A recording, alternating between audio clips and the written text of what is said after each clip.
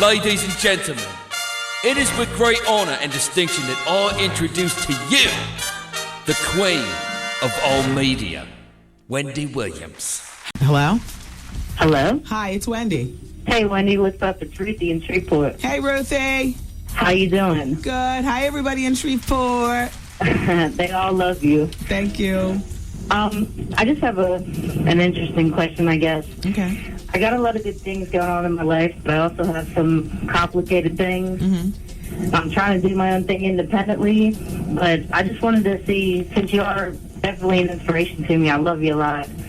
I'm trying to do what I gotta do, but how do you get through that day where it's just, you know what I mean? You're in the middle. Things are going good, but then there's things that are threatening to tear it all down. So what's the way that you get through it? Buy a tube of lipstick, maybe a pretty nail polish, because those are things that make me smile without breaking the bank. I don't know what works for you. Get myself something decent to eat and go home and watch TV and wake up the next day, and hopefully the sun will be out, and it'll give me inspiration to fight and stand up and carry on. Right. I don't get on the telephone talking to a bunch of people about it, because that only makes me draw out the process. And what I also enjoy doing is driving silently or being just in solitude. If the TV is on, it's just noise in the background. I'm lost in my own thoughts. I hatch a plan, Ruthie. I focus and I hatch a plan. Right. I mean, I just want you to know, like, I really am trying to. You make me laugh. You make me smile when I'm feeling kind of bad. Your show's awesome. You know. Thank you, Ruthie. I'm doing a radio show too at school, so I'm trying to like keep it real on there too. But I shout you out tonight. Yeah. Well, So, I wish you. Thank you very much. There's going to be a lot of rainy days. You know what I mean? Yeah, I know, but I'm looking for the sun. Yeah. The quicker you know how to deal with the rainy days, the more you'll appreciate the sun. All right. Thank you, Wendy. Stand up and carry on. I will. All right. Bye-bye. Bye-bye. But it's Advice Hour. Hello. Wendy Williams? Yes. Oh, my God. Wendy, I love you. Oh, my God. Thank God I spoke to you. Wendy Williams, my heart is racing. God bless you. You're wonderful. You introduced me to the hip-hop world. I drive in my car on the way home. This is the first day I was home, and I listened to you at home. Oh, my God. Thank you. You're wonderful. You're wonderful. Please keep up the good work. Thank you, I will. Now, don't be offended. Man or woman? Who am I talking to? I'm a man, but, honey, Okay. I'm a femme, and my life is so out of control. All right, so what's going on? Well, I met this guy, and, you know, we worked together, and, you know, we were seeing each other, you know, and I found out that he has a fiance. And I don't know what to do because I'm really feeling him. Back off. Yeah. Nothing lying ahead for you but heartbreak, because apparently he is not out of the closet and comfortable with the public knowing about his sexuality. So he's dealing with two things. Number one, being in the closet. And number two, insisting on heterosexual escapades. Yeah. And I would back off. Yeah. Yeah, 'cause I'm not going to get anything out of it. Nothing. You know, do I tell him, hey, listen, I don't want to... Yes, you be honest with him. Why not? Okay. Thanks, Wendy. You're welcome. I appreciate it. Keep up the good work. We love you. Thank you for listening to the show. Bye-bye. Bye-bye. Oh, yes. It's the Wendy Williams Experience on the radio. I have the results to yesterday's People Poll question, everybody. If your teenage daughter came home and told you she was pregnant, would you leave the decision to have the baby or not up to her? Or, for that matter, what to do with the baby. Whether, you know, have the baby but put it up for adoption, have the baby and give it to Aunt Tukey and them because they've wanted a baby, or what? Do you leave the decision as to what to do with the baby or not up to her? 30% of you all said yes. 70% said no. That's the result of yesterday's People Poll question. Now, here's the new one. And you can go to the Wendy Williams Experience website. Because, you know, the thing about the People Poll questions is that, you know, we sit and we talk and we spend time together every day. I'd like to know more about you all, what you're up to, what you're thinking and stuff. So here's another one for you. And you can go to the website and answer. They're always yes or no. Yes or no, do you own your own home? Yes or no? Go to the website and just, you know, respond. It helps me in knowing who I'm talking to. Do you own your own home? And it's the WendyWilliamsExperience.com. Thank you. We have a listener line, too, by the way. You can call up and curse us out. I don't give the listener line enough. I think I've only given it maybe 3 times since we've had it. We've had it for like 6 months. Always so much. Look, here it is. It's not toll free, but it is 212-456-5388. And if you call that number, you can leave us a message. We'll put it on the radio, or maybe just listen to it and dump it or whatever. But the point is that you will be heard. 212-456-5388. That's what Art wrote down on this piece of paper. Jim is chief of engineering. He just flew in here on his broom. Not chief. Actually, Paul Sanchez is chief of engineering. But Jim just flew in here on his broom. What is the listener line number? That's not the number. I can go. What number did I just give? Hopefully, Art's home telephone number. No. It's a separate number for a technical number. So we'll just tell the listeners, please. Just inadvertently we gave that number out. Well, you're talking to the listeners now. You send them the message. Right? No. That's what I'm saying. That please don't call that number as a listener line. I will very shortly come back and give Wendy the correct listener line. Well, now number. that you say don't call it, if I was a listener, I'd be calling it. I understand, and that's why I'm not saying this to cast any aspersions on you. I'm not going to say it anymore. But what number is that? So is that the Jump Off Palace or something? What is that? No, it's better that I not give it, not give out what it is. Just that it'll be a number where you'll if you call that number. I mean, the world's not going to come to an end, but it's just that it's a number of a technical office. It's a number of a technical office that we work with. Okay, so the number that I just gave out is going to be flooded with. How you doing? Possibly, but now that we're saying don't call that number, everybody's going to call. No, I think the listeners understand that they. Your lips, Jim, are a beautiful rosé color. Thank you. I have not seen exactly. I was going to say I have not seen lips that beautifully colored since Macaulay Culkin. They are really. Your lips are beautiful. Thank you very much. In color. I appreciate that. I had no idea. Yes, go take a look. I swear it looks like you've got on a lovely shade of Dior or. You saw my lipstick again, Jim? How you doing? How are you doing? Now you notice that I said it with a certain lack of inflection to keep things as ambiguous as possible. Listen again. How you doing? I'm reading from a transcript. Yes. But I'll go take a look at my lips, and at the same time, I'll go get the correct phone number. Okay. Thank you very much. Thank you, Jim. Certainly. Yeah, Jim. Jim Wiener, he's down with the get down. And the promo. All right. Anyway, all right. So, Art, I don't know why you gave this telephone. That's what he gave us, the original number. He changed it. That's what he's trying to tell you. Well, he said everything except for that. Yeah. Happy birthday to Michael. Oh no, Michael Loyal fans wishing me happy birthday. Hollywood, Michael Loyal fan, and many of the listeners want to hear Mr. Marcus in a best of. So you remember I told you about August 8th? Yeah. You could probably plan that for a best of. Mm-hmm. Okay. And Superhead 2. And Superhead 2, sure. We'll just make it. And Heather Hunter, just make it a porn theme. Just make it a nasty ass. Yeah, just porn stars, drug addicts, transsexuals. Uh-huh. Mm-hmm. I don't know if I could take that all in one show, though. Jagged Edge Wendy is working on their album now. That is from Tressie, the Southern Dynasty, from Southern Dynasty Entertainment in Columbia, South Carolina. Thank you, Tressie.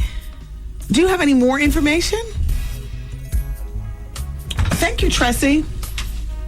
We're trying to put together best of moments for 2005. And Trev Hollywood, who's in charge of, production for the show, he's going to be producing a show with nothing but best of moments for 2005. Only I think that we agreed, Art, that a lot of people were getting some signals crossed and some of these moments go back to 2004. But it is what it is, and we'll play them anyway. Yeah. I mean, I would love to stick with 2005. The unfortunate thing is that the time... You got to catch up. Here on the mic, though, the moments, they run together. Mm-hmm. Let me read some that people have sent in. My favorite moment on your show was when you called Bobby Brown at the hotel. I couldn't believe he kept picking up the phone, and I loved the way you kept trying. That wasn't signed. This one is from JJ. JJ says, the best moment of 2005 was when you kept calling Bobby Brown's hotel room. He kept hanging up. The operator should have been fired for not screening the calls better. Anyway, I love your show. I listen every day. So see, that's 2 just today for the Bobby Brown. Here's Princess. She says, I'd like to hear Shantae Moore and Kenny Lattimore more. That was one of my best moments of your show. She did hold it down with keeping it real. See, but Shantae Moore and Kenny Lattimore they were here, I don't even think in 2004. I think that was 2003. It should be the best all-time moments. Well, what are you saying? You don't have it? Trevor's saying that he doesn't have it. Nobody can hear you. You don't have a microphone. What the hell? I don't have that interview. Okay, well, as of January, we will be syndicated for 2 years. And I know with syndication, we keep an accurate log for the purpose of best of shows. Right. Art, what did we do before syndication? We didn't keep a log of anything? Or I'm just trying to figure out. I'm not going to scream. I'm trying to figure, because that was a good moment.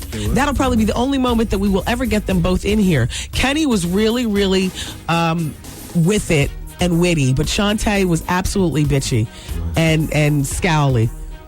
If she doesn't watch those scowls, she's going to go the way of Jasmine Guy. I'm telling you right now.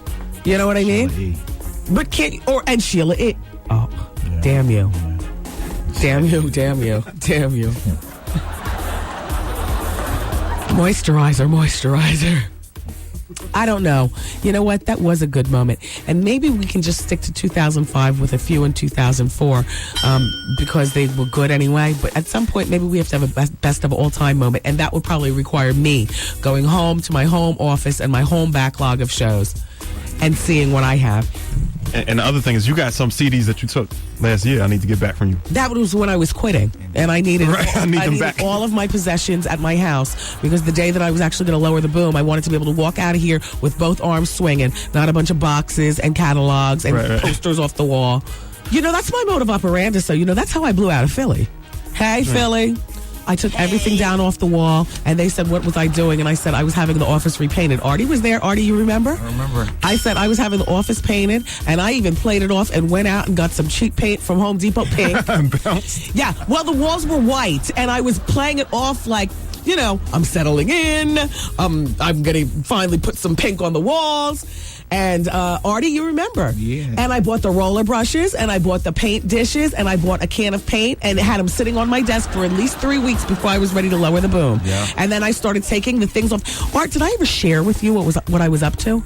Yeah, some of it. Yeah. But was the stuff off the wall before I shared it with you, or did I share it with you and then have you be my accomplice? Yes, that's what it was. Oh my God! Yes. And people will give me the screw faces, like, what is she really doing? I said, she's painting. In the meantime, painting. we were getting ready to Art stuttering a mile a minute. And what would I do? I would blow out of the show every morning, right when the show was over. I wouldn't even hang around for any aftermath. Out of there. And I left you to take all the stuff off and put it in crates. And to go into production and record certain things that you wanted. Yes, to take back. That's right. Yeah. There were certain production elements that I needed to blast off in New York. Yeah. You know what I mean? And I knew after I said, I quit. Yeah. that I wouldn't be able to, grab boxes and production and go back for favors. Yeah. See, I'm good on hatching a plan, though. Right, Art? That was a good plan, too. It was. Why did I start talking about that? What was I talking about that? Why was I talking about that? Best stuff shows at your crib. Oh, yes. Yes, I do. Yes, there was a time here at WVLS where I did, yes, give me everything, Trevor. No, you give me everything. I was planning and plotting, y'all. Planning and plotting. Needless to say, WVLS does stand for Wendy's best look. And the Steve Harvey Morning Show in the morning. What kind of time do I have left on the break? Here's another one, a best of moment for 2005. This is the Junior Mafia interview about the Little Kim trial. Also, this person loves the Bobby Brown call and the Hurricane Radiothon. So, all right, you all, I've got to go. Love you for listening. Thank you to all my guests that came in today, Holly and Janny and John and whatnot, and you, of course, for being here. God willing, we'll be together again tomorrow. Take care. Bye-bye. Peace, party people. See you later. I'm saying bye-bye. Good night. Program complete.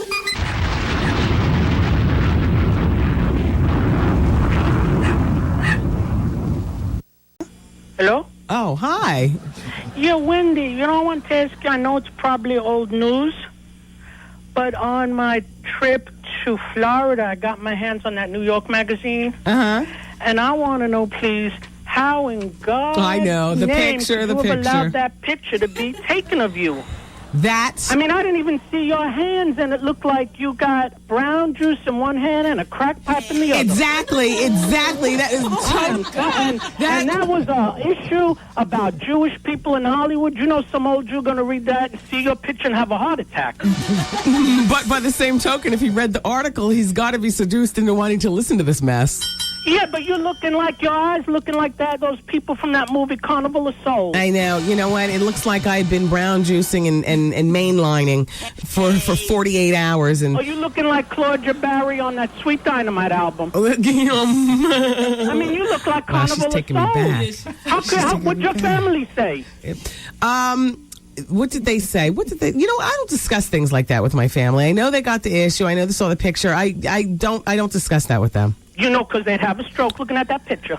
Yeah, but they have a stroke listening to the content of this radio show. You know what I mean? All right. Yeah. But I love the article. Love you. Thank you, and I love you for listening. Thank you. Bye. Bye-bye. Yeah, that was one of our AARP people. She wrote everything down. You know? Yeah, hello? Hey. Hey. This Wendy Williams? Oh, yes, I'm sorry. Hi, how are you? Hi, Wendy? Yes. Oh, I just wanted to tell you look fabulous at the party Saturday. Oh, well, see, that makes up for... Thank you. Girl, we were the teachers sitting right across from you where we asked permission if we could approach you. Oh, you all were silly with that. You all were digging in that food. I saw you all have big plates of food. We were just teasing because we did not want Big Kev to be backing us up, but I just wanted to tell you, girl, you look good. Thank you. You're always talking about weight with your little tiny self. And also, just one other thing. You were the only one that sat and mingled with your people. I mean, come on. I mean, Steve passed by and let us flash. But you sat and you took pictures, and I just want you to know we really appreciate that. Well, I appreciate you for appreciating it. All right, then. You have a good day. Take care. Bye-bye. Bye. See, that phone call came right on time after the heroin chic picture. Yeah.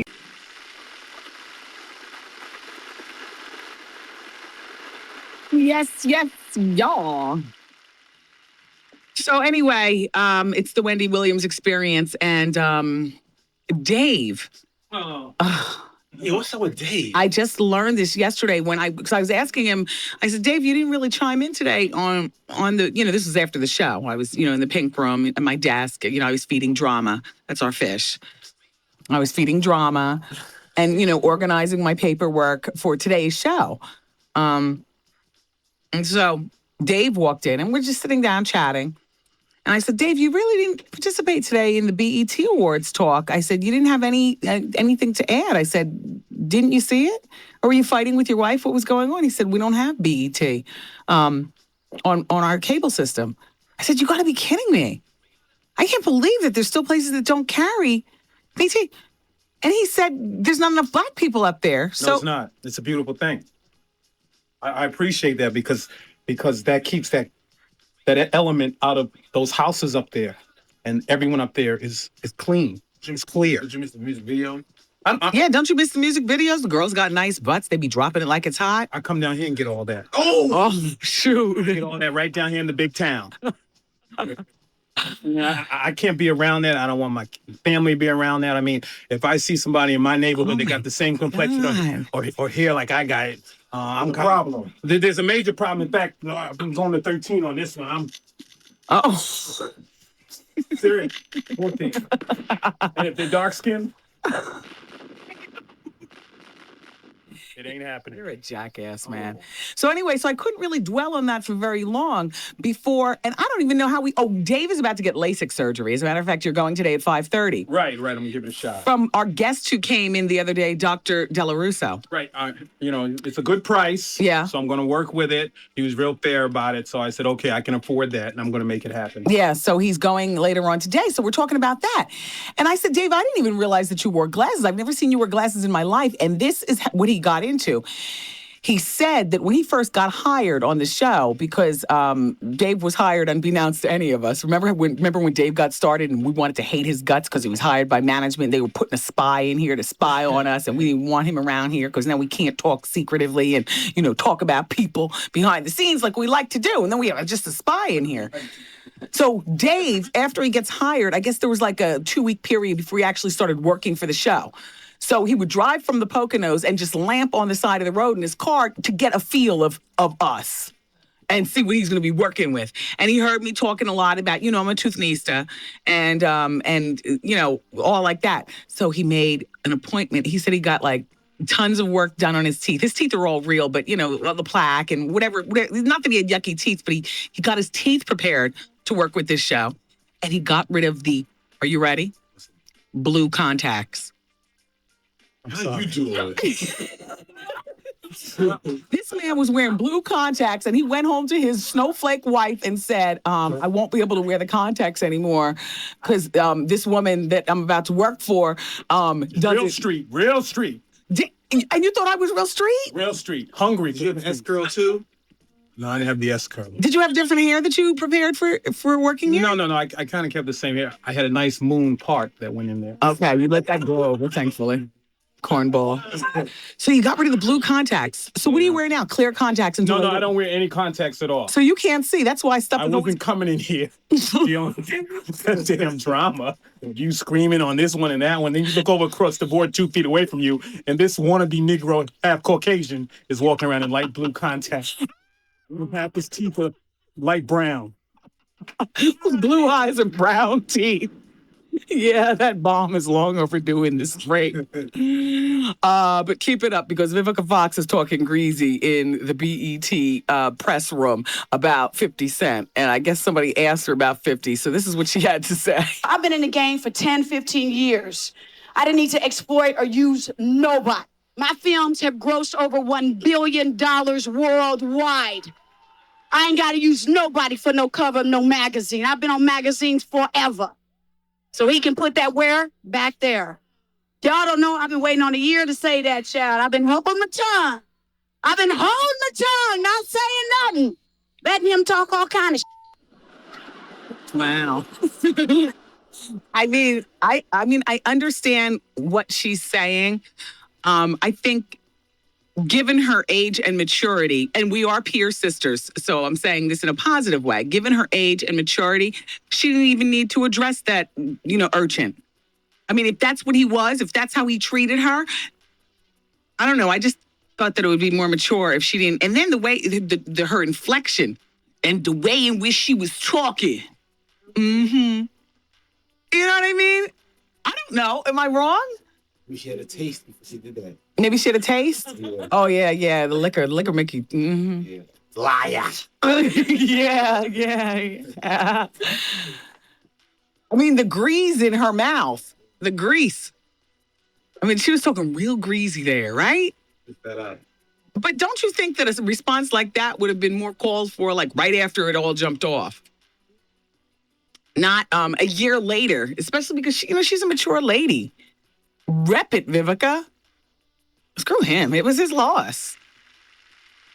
And yeah, he did give you a certain degree of hotness that wasn't there. So, am I the only one thinking that? Be honest. Vivica was there, but there's Vivica before 50 and then there's Vivica now. She got a show on Lifetime, though, that she's producing and starring in. I forgot what it's called. I don't really watch Lifetime anymore, and I miss Lifetime. I don't know why I don't watch it like that.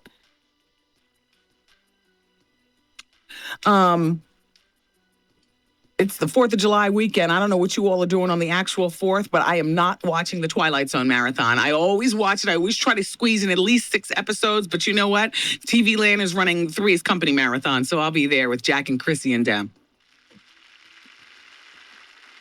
That Twilight Zone marathon is legendary on 4th of July, though. Well, that'll be on the Sci-Fi Channel on Sunday. Jada Pinkett Smith has bought out, from what I understand, like a few theaters or a theater or whatnot to encourage people to just go see Fahrenheit 9/11. And I got a bootleg copy of it that I plan on watching this weekend. I'm actually glad I got the bootleg copy. I thought my son was going to be out of school on Monday or, in school Monday, and I'm taking off Monday like a lot of you all have off from work. So I was going to drop him off at school and leave him there until the last, make him be the last kid leaving, just to spend a full day doing what I wanted. I was actually going to go to the movies and see Mean Girls by myself, just in the middle of the day by myself. I want to see Mean Girls and I want to see Fahrenheit 9/11. And we have a theater right near us that I feel perfectly comfortable going to. I don't have to, bring people with me. And then I got a call from his teacher today. saying, there is school on Monday. I'm like, damn. So at least I have the bootleg of Fahrenheit. Hey, advice hour's coming up next hour. Come on. Wendy, man. I'm pulling majority of the weight. Yeah, are you guys living together? No, he lives at home with his mother on his bed in the living room. The Wendy Williams experience. Everybody needs some. Should I leave? Like, is that selfish to my son? Come get some. Let me tell you, Wendy, it's really a trouble with a dude. Advice hour. I'm having a problem with my fiance and his family. I was in a relationship with this girl for like 18 months. She told me the relationship meant nothing. Always drama. Call Wendy right now. 1-866-GET-WENDY. Fax Wendy at 866-WENDY-FAX. Wendy, can you give me advice on plastic surgery? Mm-hmm.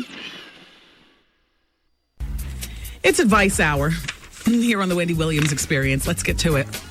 Dear Wendy, I'm 26. I'm engaged to a nice guy that I've been with for almost 7 years. The problem is we live with his mother because his sister was killed by her husband, who turned the gun on himself in late 2003.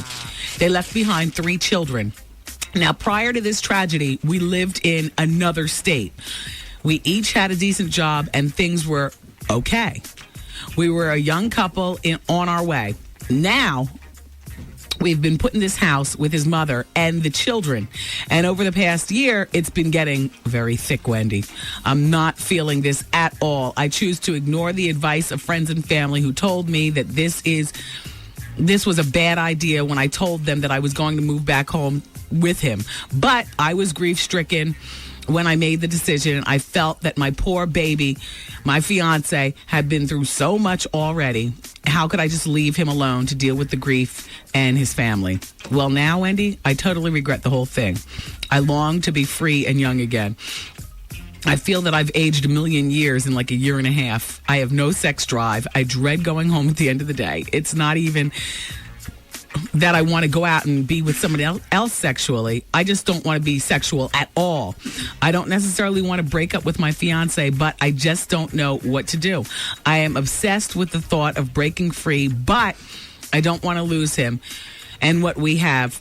Am I being selfish? Neither one of us has children. The only thing that we shared on paper is our condominium, which we sold when we relocated. So my question is, am I being selfish? Do you think that I deserve all this because I was the one who decided to go along with it? I am so confused right now. No. You're 26 and you were trying to be a good girlfriend. And now you're engaged to a guy that you've been with, as you said, for almost 7 years. And it's time for you to have virtually the same conversation with him. It's time for you all to move out of his mother's house. I'm sorry to hear that his sister was killed at the hands of her husband who turned the gun on himself. That was in late 2003. We're now in early 2005. And I understand that pain like that never goes away for any of the family members. But your fiance has a life also. And his mother is there with her 3 grandchildren. I guess his mother's going to be raising the grandchildren. Yeah, it's time for you all to pick up stakes and move out and go, pursue your dream of getting married and get back to you being a sexual person with your fiance. I don't think you're selfish at all. And if he happens to kick up dust and not want to come along with it, then I think that before you approach him with this conversation, you need to have it in your mind what you're going to say if he turns on you like a wild dog because he wants to stay there and be with his mother. If I were you, personally speaking, it'd be a wrap on the whole relationship. I mean, I understand it's 7 years, but it's been 7 of your youngest years. From the time you were 19 to the time you're 26, you've been with the same guy. I mean, you've got so much more living to do. I mean, and you want to know something? I wouldn't go along and marry him. Listening to him say, okay, give me 8 months, right after the wedding, we'll move out. No. You all have to make plans like now. First, last, and security. Get it ready. And hopefully by March 1st, you all will be in a brand new place of your own. And then you go on and get married. I'm sorry to hear about all the grief, but to answer your question, no, I don't think you're being selfish at all. Do you remember yesterday during Advice Hour? I know it's a lot to ask of you because Advice Hour was 26 hours ago. So the crowd of people that listens at this particular time of the day isn't necessarily the same crowd that was here during Advice Hour 26 hours ago yesterday, otherwise known as 2 hours ago today. Advice Hour. You know, we do that every day during the second hour of the show. But I love when I get responses. Now, who remembers a woman who's engaged, 28, been with her boyfriend for 7 years? They live with the mother because the sister was shot and killed by the brother-in-law who turned the gun on himself. And they left behind 3 children. Do you remember that situation yesterday? And I told her to leave. Oh, damn, it sounds so cruel, but I told her to leave him.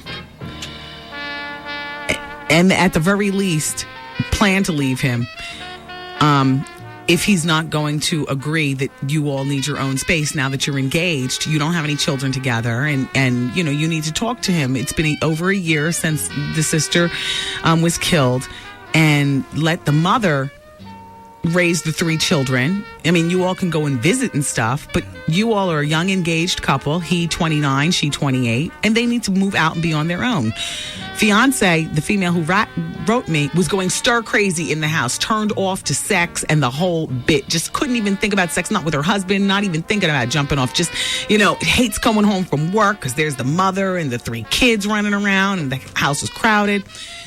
Well, honey, her man was listening to the show. Uh-oh. Are you ready?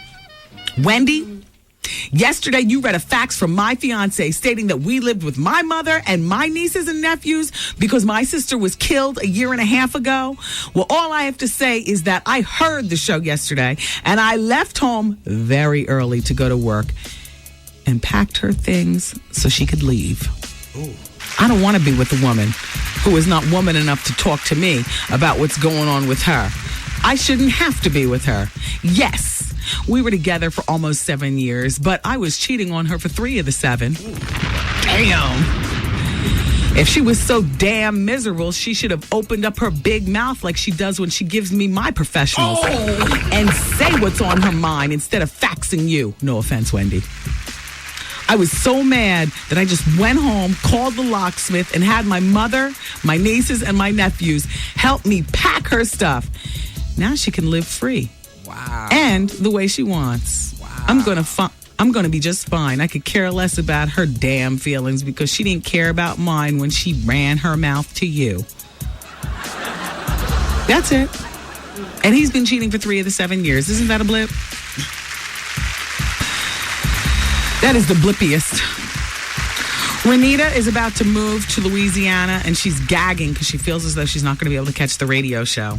Renita, I have good news for you if you're going to be living in the Shreveport area of Louisiana, because the Wendy Williams Experience can be heard on KBTT 103.7, The Beat in Shreveport.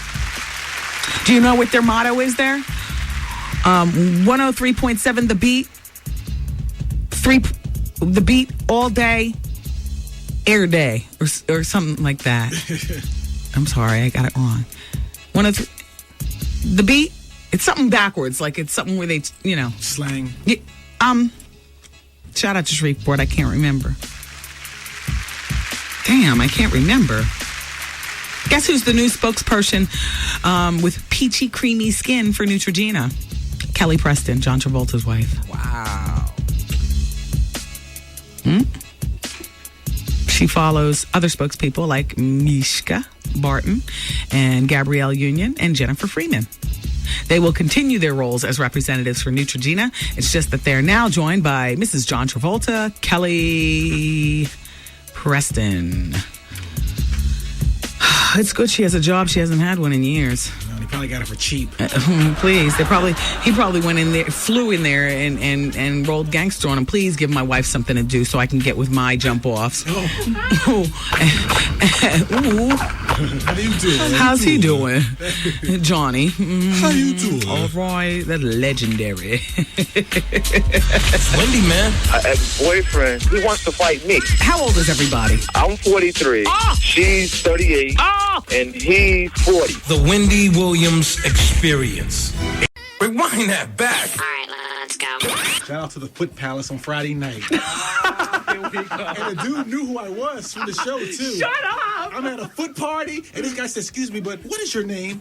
I said, I'm Artie, of the Wendy Williams Show. I'm like, yeah. He said, tell Wendy. I said, what's up? Is there really some place called the Foot Palace? Yes, it is. My foot brethren gathers there once a month, and you worship women's feet. Very exclusive rooms and pillars, and like Genie's Palace in there. So you have public areas. I always get like a private room and then take two of them in there with me, and then I worship their feet. Nice. Yeah, man. Nice. And then they make you wash their feet with alcohol afterwards. Love it. Love it. Love it. Woo. When I'm stuck a toe up my booty, I was like, oh, my wait. Lord. Oh, my God. Oh, I loved it. I loved it. I think one of them had a Johnson, but I didn't ask. I just wanted the feet. A toe is a toe, right? A toe is a toe. You better work with it. A toe is a toe, damn it. I'm not ashamed. Hi, Chestnut Hill. Your boy has grown up. I'm here. Wendy Williams Experience. It's Wendy, man. I have a girl, right, for 10 years. Like half of it, I've been in jail like 5 years. I come home recently, right? And I come to find out now she's dealing with women. I don't have no problem with that, you know what I mean? As long as you can be in on it. Yeah. The Wendy Williams Experience. Yo, did you catch this flashback? Art got the laser surgery, and now he's walking around with the only Stevie Wonder Ray Charles glasses on right now. Yet Dave, the cornball that he is, with his tight sweater, Dave says, "Yeah, I gotta call the doctor and get another pair of those glasses." I said, "Why? Do you need them beyond the surgery?" He said, "No, but I like the way they look." Now, these are medical glasses, and Dave trying to sport them like a pair of Gucci frames. This it right here. Miss a day, miss a whole lot. Coming through your speakers, boy. It's Wendy, man.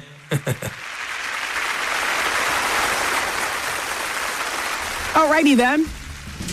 It's the Wendy Williams Experience, and it's Advice Hour. Hello. Hello, Wendy. Hi. Hi. I wanted to know now, did your eye pop go away once you got your thyroid under control? Or no, the eye pop part of it is like they call it Graves' disease. I never really got a handle on whether I actually have Graves' disease or not, but my eye pop did not go away. However, I do have to say, since I've been Botoxing, it has subsided quite a bit. I have a lot of control over my eyes now since I've been Botoxing. Yeah. Okay, thank you. You're welcome. Bye-bye. Yeah, it's just something you're going to have to be conscious of for the rest of your life. You know, your eyes bugging out and stuff. Hello. Experience. Wendy Williams. Jeremy. Hello. Hi, it's Wendy. Wendy. Yes. Oh, Wendy. Oh, my gosh. I can't believe I'm talking to you at the moment. Yeah, well, I'm your biggest fan, Wendy. Thank you. I love you so much, man. Thank you. What's your name? I'm Jeremy. I live in Miami, and I'm 15. Oh, all right, Jeremy. Well, good. I listen to you on the internet every day. I sit in front of the computer for like 5 hours and listen to you. Wow. Where are you calling from? Miami. Very nice. How come we don't have you on the air down here? Well, maybe before the year is out, we'll be there. Who knows? Oh, yes. I'm so glad. I have your book. I record all your TV. Yeah, and you have somebody calling you on the other line. You're ignoring them. How are you feeling? Well, you know, a little under the weather, but, you know, I press on. Okay. When is the next special coming on VH1? You know, I don't know. Your guess is as good as mine. We have to fill in a few more blanks. One of them would be the obvious, which is working the red carpet for the BET Awards. Ooh. But that's June 28th, and it's the same day that my CD comes out. Yeah, I don't know that I'll be available to work the red carpet. I'll probably be, either here in New York, having my artists on the air, or in another market promoting. Oh, is Art in the building? Yes, Art is in the building. Art, hello. Hi. Hey, how are you? Fine, and you? Can you say how you doing for me, please? How you doing? Thanks, Jeremy. Wendy, I love you. I enjoy talking to you. Thank you. Thank you, Jeremy. Bye-bye. Bye. Hey, this is your man, Steve Harvey in the mornings. If you call me right now, you can get your share of $107,000. We just giving you $1,000, though, but that's still a lot of money. We call number 10 at 212-545-1075. $1,000 right here from 107.5 WBLS. Hey, Artie, let's give away some money. All right, caller number 1. Caller number 2. Hold on. Slow down. Oh, okay. This is number 2. Number 2. Hello? No, you can call number 2, man. No, I'm 3. Call number 4. Call number 5. Call number 6. Call number 7. Call number 8. Call number 9. And call number 10. Who's this? Say hi. Hey, you're the winner. Mom. You're the winner. Hello. Hello, you're the winner. How you doing? How you doing? How you doing? How you doing? Hold on here. We got this. Hold on, we got her. Hello, you're the winner. Hello, you're the winner. Hello. How you doing? You're the winner. Hi, who's this? What's your name? She's on the line. Well, you speak for her, man. Otherwise, She's on the line right here. Can you hear her? Hello, who is this? Say it again. Who is this? You're the winner. Say Audrey. Oh my gosh, bootleg phones, man. Say Audrey. Audrey. This is the weirdest giveaway we've ever Say done. Audrey. Hi, Audrey. Audrey, you're the winner. It's Audrey from Brooklyn. Okay, she's the winner. Okay, All Audrey right. from Brooklyn. Audrey from Brooklyn. Audrey from Brooklyn is the winner. My gosh. But the question is, why are you trying to... Who won, Audrey? Audrey from Brooklyn. Yay, Audrey! She can't hear, though. You Thanks won, for holding Mom. it down, Audrey. Audrey, congratulations. Ma, you won. What? Ma! Oh, he called for his mother. They can't hear. Oh, hello? His mother is on the other phone. And they can't What's wrong with them? They'll talk to you. So they don't know that I was hearing? Hello? Hello? We're here with you. Hi, it's Wendy. Your mother, Audrey, is the My winner. mom's trying to talk to you. She loves you so much. Hold on. Oh, God. She just got robbed yesterday in Brooklyn in the street. What? So she's a little emotional. Wow. Well, then, Hold on. I'm glad we can put some money back into her pocket. $1,000. I'm going to hold on, you all. Talk to her, Ma. Audrey. Say hi, Wendy. Hi, Wendy. Hi, Audrey. How are you? I'm doing well. I'm sorry to hear about your robbery. Yes. But the good thing is that you just won $1,000. Yes. All right, son. Hello? Audrey? I can't hear her. Okay. She said you won $1,000. But she said you won $1,000. That's fabulous. All right, listen. We're going to put you on hold before we lose this absolute call. What's your name? Son? Did you hear that, Mom? No, I'm talking to you.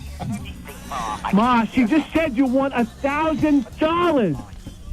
Ma. It takes all kind, people. She said you won $1,000. We love each and every one of you for listening. $1,000. God bless this family. Yeah, but don't have a heart attack on the phone.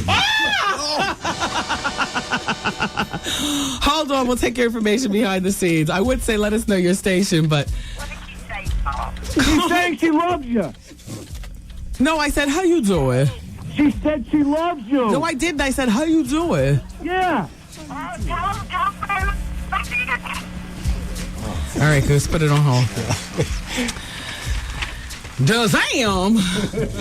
It's wonderful. You know what? Do we have time for phone calls, or what does that look like over there?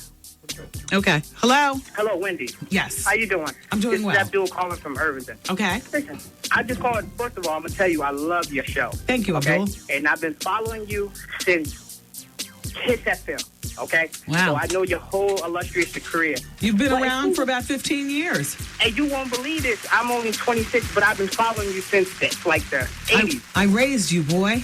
Hey, check this out. My only problem is I have a store in Irvington. I have a health food store. Oh, here we go. You just, I don't know, for the last year, you've been like getting a little more raunchy. And it's making it a little more difficult for me to play you on the store. Oh, I understand what you're saying. A toe is a You know toe what I'm saying? talk is not good for business. That's what you're saying. It's not that it's not good for business, but I know it's for the grown and sexy. But I get kind of older people. You know what I'm saying? I got old heads coming up in my store, and it makes it just a little more difficult. So I'm not going to say tone it down, but I don't know, maybe. Old head's trying to buy some wheat germ, and next thing you know, I'm talking about Allen Iverson's penis and the ash on it. You know where I'm coming from, though. You know, and I got you blasting, and I gotta keep you protected because everybody's telling me to turn to the other station where everybody's talking about. You know what I'm saying? Well, I'm not going to change the show because, as you said, it is entertaining. However, I do thank you for listening. Okay. I hear what's your store? It's called Naturally Yours Health Food Store in Irvington. There you go. Shout out to Naturally Food Store, Health Food Store in Irvington, New Jersey. And a toe is a toe. And bitch, penis. Hello. Hello? Hi. Hey, is this Wendy? Yes, hi. It's been a while I've been trying to call you. I just wanted to hear your voice. Oh, well, thank you. Because I talk about you so much at home. My family getting tired of me. My friends getting tired of me. Friend in your head, am I? Yeah. I love that. Very close. Thank you. What's your name? My name is Hot Rod from Bridgeport. Well, Hot Rod, thank you for calling and thank you for listening. Have a good day. Hi, it's Wendy. Oops. Hi, it's Wendy. Hi, Wendy. Hey. I can't believe I actually got through. This is the first time I ever got through. Okay. Is there any way I can request a song? Well, doesn't mean we're going to play it, but go ahead. What's your request? Nelly and Tim McGraw over and over again. And I'd like to send that out to my girlfriend, Julie, because she's the best. Okay, now what's your name? Gene. Okay, thank you for calling, Gene. Thank you. Bye-bye. Bye. Yeah, I'm not into lying, so I didn't want to disappoint him, but the best I could do is bust off that shout out. Hey, hello? Wendy Williams. Yes? Good afternoon. How you doing? It's 4 men in a row. Where are the ladies at? Huh? Nothing. Oh. So what's going on? Nothing much. Just called to say what's up, and I just got my pictures back from Dons and Divas. How did they look? Actually, I was going to send you a couple. I would love that. Okay, I will, because you took some nice pictures. It was a great time. And just want to say hey. Good. I'm glad you had fun. And yeah, I'm at 3 Park Avenue, New York, New York. Okay. And the zip code, I think, is 116. 116? Yes. It's 41st floor? Yes. Thank you for calling. Bye-bye. Hello? Hello? Hi. It's Wendy. Wendy show? Yeah, it's Wendy. Hey, how you doing? I'm doing well. How are you? Fine. Good. All right. Have a good day. Bye. Anyway, yeah, shout out to Emily. Emily says advice hour needs to be 2 hours instead of an hour. Well, then we couldn't call it advice hour. We'd have to call it advice 2 hours. We'd have to change all those promos. Oh, there are none. Oh. You're right. Essence Magazine has sold itself to Time Warner. So now Essence Magazine is no longer black owned. It is 100% white owned, as 100% of it is down with Time Warner. You probably couldn't find a Negro anywhere on the top floor of Time Warner. So therefore, it's owned, operated, and the strings are being pulled. But does that affect people who read Essence Magazine on a regular? The editor's a black lady? No, it's not the same. Hi, Diane. I tried. Is BET still black owned? No. The Viacom. Right. Yeah. I mean, you know what I'm saying? But the last black-owned thing is my foundation station here in New York, WBLS 107.5, Inner City Broadcasting. Nobody says it better than Queen Pen. Show them how greasy Queen Pen gets. You don't have it anymore? Yo, we have this promo, right? And Queen Pen, shout out to Queen Pen. She makes you scared. She makes you scared. All right, the top of the hour idea is 107.5 WBLS New York. And Queen Pen says, black owned, black operated. Always has, always will be. You don't know whether to duck, run, or stay because what's going to happen next? So shout out to Inner City Broadcasting. We black owned. That's the last thing standing. Essence out. Everybody keep it where you got it. We've got much more show to go. Dave, we ordering lunch? Yes, we're going to do lunch. All right. Whatever you want. All right. I'm serious. Market price oysters. Let's go. All right.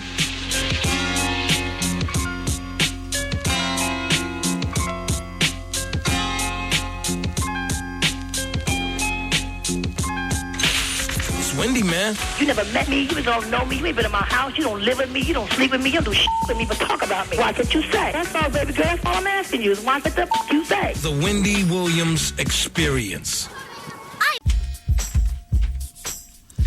Wendy Williams Comedy Experience is on tonight at the Laugh Factory. The Laugh Factory is on 42nd Street at 8th Avenue. We do it every Wednesday night. We're coming up to our 1 year anniversary. Art says on September 7th. It might be the 1 year or 2 years. It just seems like we've been doing it for so long. We're not even sure. And word just got in that it's almost sold out already. Reservations. It works. It works for me. It works. What? It's almost sold out? If reservations, yeah. Wow. So go to laughfactory.com, I guess, to get the telephone number. I don't know the number off the top of my head, or call directory assistance and, make your reservations, because we've been, it's been consistently really successful to the point where we have, 3 rooms now and a VIP area, and there's food, there's drink, the lights are up, loud enough where you can see each other, but down low enough to create an intimate environment, and the comedians are just so funny. I'm there, Artie's there, Capone, Gangster of Comedy, Ken Black. Special shout out to Ken Black, and then we're the regulars, and then everybody else just, here's the telephone number. I've got the telephone number for the Laugh Factory. Are you ready? 212-586-7829. 586-7829. And just call that number and make your reservations. If you don't make reservations, well, there's a chance that you might get in. Then again, there's a chance that, it'll be sold out. We won't be able to get in tonight, so... But we have so much fun there. It's just an incredible time. I love Wednesdays. I love the Wendy Williams Comedy Experience. You guys really make the show happen, boy. Shout out to everybody in the Bronx. On Saturday, August 27th, this coming Saturday, you can join the WBLS Street Team at 470 Boston Road in the Bronx, 3 p.m. Did you hear that dude from Interscope ran off with Chris Lighty's baby's mother and got fired for it? Ron Gilliard. No! What? No, Ron! Well, he's digging up Chris Lighty's baby's mother. Got engaged. No. Lighty handles G-Unit. That's the ticket. No. You know what I'm saying? Wow. He actually thought he was going to be able to get away with that and keep his job. No. Got all soft and pink. As opposed to, just on the hush, digging it out. Yes. It was crazy, right? Yes. That's crazy. Shout out to him.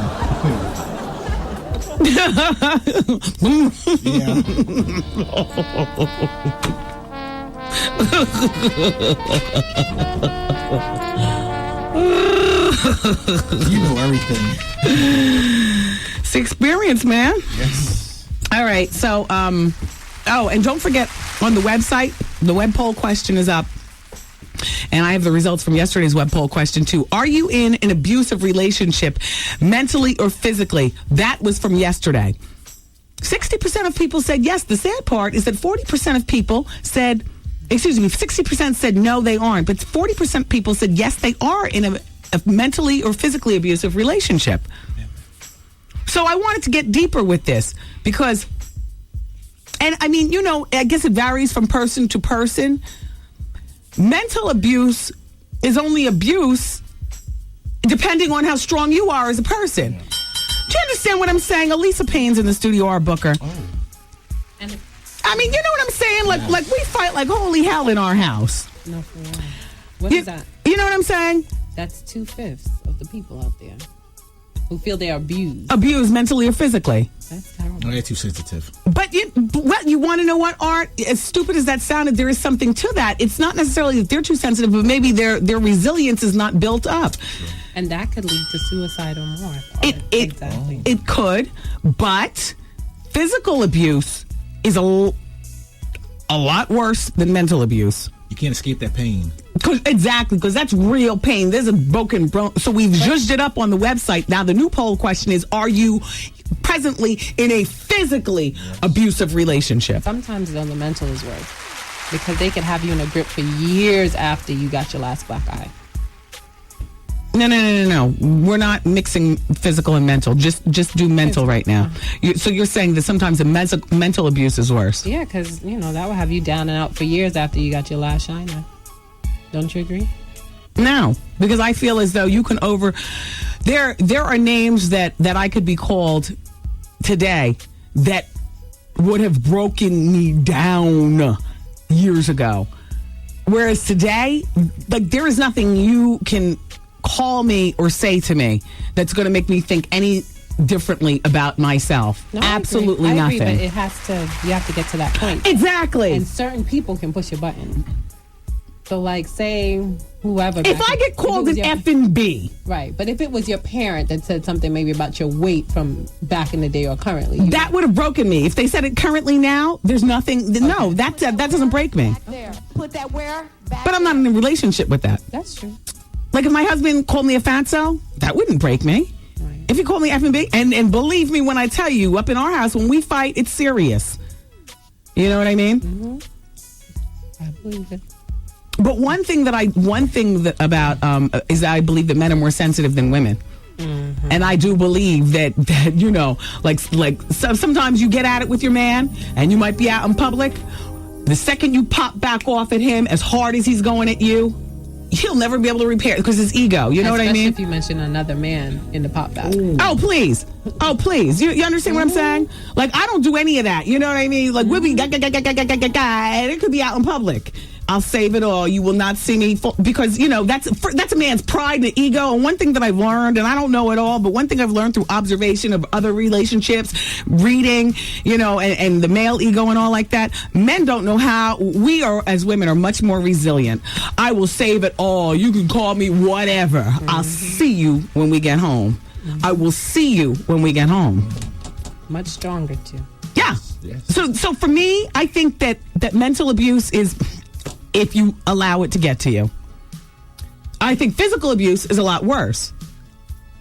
But that varies from woman to woman. Yeah. I mean, for me personally, no matter what you call me, no matter what, I know who I am. I know the ground I stand on. I know where, I remember I was just saying this the other day. One time, one of my ex-boyfriends had the nerve to say to me, "Oh, you'll never get someone as good as me." I was like, "Oh, yes, I will." And 2 days later, he was like, "You're right." Yeah. But again, there are women who may think that they can't. Now, was there a time in your life where you would have bought into that? Hell no. Yeah. Hell to the no. Yeah. Well, but I'm really interested to find out what the survey says on the WendyWilliamsExperience.com tomorrow. Are you presently in a physically abusive relationship? Are you presently in a physically abusive relationship? Because I want to see the difference between today's numbers and tomorrow's numbers. Yeah. You know what? A lot that happens to young girls nowadays. I know, which is horrible. I know. Well, when you're young, you remember how it was. And shout out to the 18, 22-year-old girls. Everything got at me at that particular point. But even younger than them, I'm talking about physical abuse. A high schooler. Yeah. If I'm living with my parents, you're gonna beat me up. But there are girls who will take that. Bobby Christina would be like, yeah. Hell to the no. Anyway, everybody, how you doing? Jimmy says, Wendy, I've been seeing Art's name on flyers. Is he really hosting a gay party tonight in Passaic? And that's Art saying the answer would be yes. Yes, honey. It's actually not an openly gay party. It's a DL party. So leave your wives at home. Yeah, or your husbands. Or your husbands. Right. And come out and be free. Mm-hmm. It's called the Caliente DL party. The Caliente, that means hot. Mm-hmm. The hot DL party. Yeah. Celebrating the biggest secret that can just mess up relationships. Yeah. Celebrating lies and dishonesty. That's true.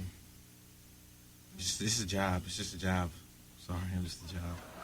Like lawyers, the people they knew was guilty all the time, but it's a job. I'm sorry. Well, what part are you sorry about? That you were heterosexual hosting a gay party, or that it's a DL party? That it's a DL party that a lot of people don't know what they're... Yes, okay, correct answer. Okay, Art, I just wanted to see if you were focused. Yeah. Because there's nothing hidden around here. How you doing? No, exactly. So tonight you will be celebrating. Yeah. With the children. The DL lifestyle. The DL lifestyle, yes. That breaks up so many relationships and produces so many kids because, men want to come off as a man. Yeah. It's crazy. Do you have your camera phone? Use mine. As a matter of fact, take some of those 15-second movies. Wow. Yeah. I really can't say what goes on in them clubs, too, because I've hosted other parties like that, and stuff that goes on is just mind-boggling. Like what? On the dance floor, right there on the dance floor. This is a family show. I know it's a toe, but it's a family show. But some of the stuff that goes on in that clubs are mine. Does anybody get a professional right there on the dance floor? Oh, please. I told you my infamous story. Yeah, that was up in the VIP room, though. I thought you were kind of hiding from people, but that's like status quo? Status quo. Wow. Get a concierge and everything, and they just bring them up. For you? Yeah. Yeah. Couples approach me that want a threesome. All kind of stuff goes on in the clubs. All kind of stuff goes on. Yeah. And they have condoms right on the bar and everything. It's crazy it goes on there. Do you leave alone? Yeah, I leave. I don't prefer. I have to be at work the next day. People are mistaken the jokes on the show, but I am the producer of the show. I mean, I have a job to do. Well, that's why I'm trying to figure out, how do you work both sides of the fence, so to speak? The same way you work all your many jobs. I manage. Yeah, but men get more offended, Like I've hosted lesbian parties and I've hosted gay parties before, and I will continue to host them in the future. But men, you take loose joints, Trev Hollywood, for instance. What? I'll have no part of it. He will want to pull out a gun and shoot you. He hates our how you doing talk. Yeah. Although he's loosened up. The more he's gotten with the show here in the studio, you've loosened up just a bit. You understand? Shut him down. But you don't get offended at all. I don't get offended at all because I've been approached by men my whole life, so Let me work up a scenario. Play some music, like the background of the club. Okay, let me play some music. All right, no problem. How you doing, Miss Artie? Hey, how you doing? All right. You want to dance? Come on, let's get out there and dance. All right. Ow. Oh, dip it low. I'm dipping it low. Uh-oh. I'm dipping it low, and I'm biting your booty. Oh, hey, that's so hard, dog. Well, I thought you don't you say a toe is a toe? Oh, no, definitely, but be gentle with it, brother. All right. Oh, sorry. Different file. I'm sorry. I want to surface laughter. Thank you, Shirley. All right, let me give you another scenario. Okay. And step. I sure am thirsty.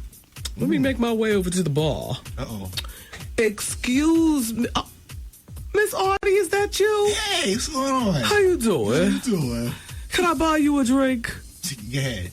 How about you and I share a bottle of champagne? Hey, that sounds like a plan. Now, you are hosting this party, correct? For sure. Well, Artie, can you get us up in the VIP? Come on. And we can sit in the... As a matter of fact, bartender. Uh-oh.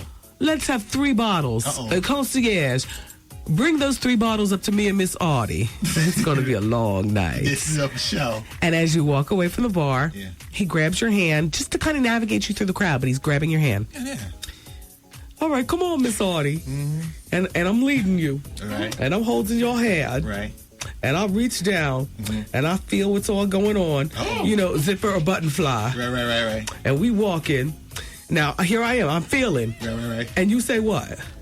Wait till we get to the VIP, man. Oh, Miss Artie, it feels like you're packing. Just a little bit. Oh, a toe is a toe. You better believe it. Thanks for supporting the show. Okay, then. Oh, Miss Artie, I am feeling this. The champagne is going to my head. There's 3 bottles lined up. You. And who ordered the bottle of Grey Goose? Miss Artie, you trying to get me drunk? You know me too well. Oh, Miss Artie. Some of the kids are around here, but I am feeling comfortable with you, Miss Honey. Uh-oh. Why don't you take off that shirt and show me what you're twerking with? Well, you know what? I got to go because I got to get on the mic and do some announcements, so I'll check back with you later. All right, Miss Artie. I'll be right here waiting for you. And then I never come back. Oh, very good. Yeah. Wow, so you really do work the show. Of course. You go the total mile. Right there. He held your hand. He bit your behind. He touched your fly. Right there. You shared champagne. Right there. Yep. And then that's your out. You say you got to go get on the mic. But I do get on the mic. Yeah. But after I get on the mic, then I tell security, all right, now, just walk me to the back because I got to go. And I'm out. Now, what if this happens like 20 minutes into being at the club? Oh, well, then I'll just be at another part of the club. Yeah. Right. Yeah. Yeah. But I probably wouldn't drink that much until near the end. Anyway, I have to handle my business first because it is a job. Okay. I've learned from you. You're the best. You act like you don't pay attention so much. I didn't think that you were paying attention. I study the queen. Don't get it myself. Well, shout out to everybody in Passaic, honey. It's going to be a bumpy ride tonight. Uh-oh. All right. See you there. That's a good one. Jennifer Lopez, I heard about your near car accident. Almost like one of those Princess Di deals with, wait, excuse me. Yes? Yeah, you could just leave. Thank you.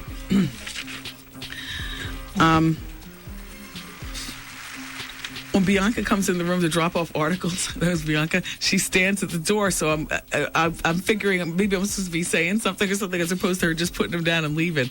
And then I feel like she's watching me tell my stories. And I know I make all kind of faces because I really don't care, but I feel like she's really analyzing my facial moves and you know what I mean? Like just like really analyzing. So I just would rather just take, and then go on. There you go. Yeah. Just be an intern. No, that's not it. It's just that, she looks so hard, it makes me uncomfortable. Yeah. I'm just getting used to not being conscious of my bodily movements and just do it. And that's how I feel most comfortable, even when I do my VH1 show. I'm just getting to the point. I'm not worried about fat ankles. I'm not worried about, anything. And I could give a crap what people say about me because I'm here to deliver the funny or at the very least the entertainment. But I think she's watching me from the side and I'm wondering, well, geez, when I laugh, I know my teeth look like a jackal because they're so big. Is she analyzing that? Was she going back and telling her friends? And, you know what I'm saying? It's just like weird. Just drop the articles off and move or divert your eyes down or something like, you know what I mean? You understand what I'm saying? I'm sorry, Bianca. It's just, Don't be sorry. Don't be sorry. This is just show. You be comfortable. No, but I don't like to, but it's just that, It don't matter. She's paying dues. But no staring. Look down. No, I like. Tell all of them to look down for now. No, I like that. Give her no eye contact. Come on. No, actually, she couldn't really see because where I wear my hair is just on the side of my face. It's perfect for times like this. I just pull over my curtain of hair and block it all out. But then, because I'm wearing a sleeveless shirt, I'm revealing my mammoth upper arms. Yeah, so therefore I gotta pull all my hair over to my curtain over my upper arms, over my face. Oh, now I look like Cousin It. Just trying to block. Just drop the story and go. Leave me alone. Wendy, man. Now, my question is about the kegel. Why is it every time I try to do them, I have an orgasm? Is that normal? I don't know, but it must be pleasurable. The Wendy Williams experience. You hear about these teens? So, it's prom season. I really much don't even think about it. It's weird because I didn't go to my own prom. I should probably get over this. I don't even have compassion for kids. Like, I've gotten a couple of faxes from people who, I'm not going to my prom. My parents can't afford to get me a dress or, I don't have a date or whatever. First of all, it's the Grown and Sexy show, so I really don't pay that any mind. I appreciate the young people listening. But also, I didn't go to my prom either. So what kind of compassion do you expect from me? I was big, black, and burly. No, you don't cry for me, Argentina. I'm over it. Sorry. Turn it off. And although my parents could have gotten me a prom dress, who felt like hearing my mother's big mouth tugging at the zipper? All the big girls, you know how that is. You're in the dressing room with your mother and she's tugging your big ass. You just finished wearing a size 14 and now you're up to an 8 Oh, you broke the zipper. Now we have to buy it anyway. I'm not dealing with that. And then I had one boob that was bigger than the other, so no matter what, I'd have to use a sock to finish off my breastilia. So I don't have compassion for kids in the proms. Wow. Take that to somebody who cares. Put that where? Back there. Who in this room? There's 8 people in the room. Who went to the prom? Raise your hand. Oh. Apparently me and the burnout are the only ones. Oh. Me and Marty. That's our new intern. You so remind me of somebody I went to high school with, somebody who'd be like smoking Marlboros on the side of the school, cutting classes, driving fast in the Camaro, and smelling of weed. That's me. Yeah. Ooh. How could I tell? The old Marty girl. She goes to, where do you go to school again? Pace. Pratt Institute. Pratt. Yeah. Yeah. And she looks like, who did I say she looks? Murphy. Brittany Murphy. I don't think so. What do you do? The girl from The Ring. But you talk like a burnout. Yeah. And you know what? I could peg you for not going to the prom. I was too cool for school at prom time. Yeah, and I was too much of an outcast, and I didn't really care. I went to Catholic all-girls school. Oh. So prom was not cool there. You've never applied lip gloss in your life, have you? No, I have tons of lip gloss. Do you? Not today, because you bashed me for carrying around my purse earlier, so... Yeah, no, I didn't bash you. I just don't... Lip gloss is in the office. I just don't want you to feel nervous, because I see you walking around with your bag, but be comfortable here. Nobody steals. Not in our room. Okay. She didn't mean nothing by it. Yeah, no, I didn't mean anything. No, she's joking. I got it. She said bash. She's. I came for her. She's coming for me. Well, she's done a lot in her young years, though. She's done a lot. No, I know. Yeah. Ex-offender. Ex-offender knows ex-offender. You don't have to tell me. Were you an offender? Offended. Yeah. Offender. Offending and offender. Oh, what snap. What happened here?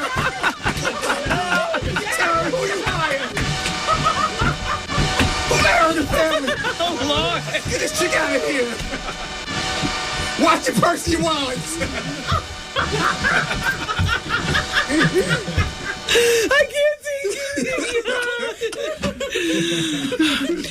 Well, let me see. You're drinking water. What is that? E-pills? Oh. It's Poland Spring. Uh-oh. I'm just keeping my pores healthy. No, I understand. Well, I don't, it doesn't, I mean, you just got to navigate your way through your own young life. I know what it's like to be 20 and in school, or 19 or however old you are, 20 and in school and having fun and stuff. But one thing that I will say, as much fun as we have here on the show, you keep all that for outside of 2 and 7.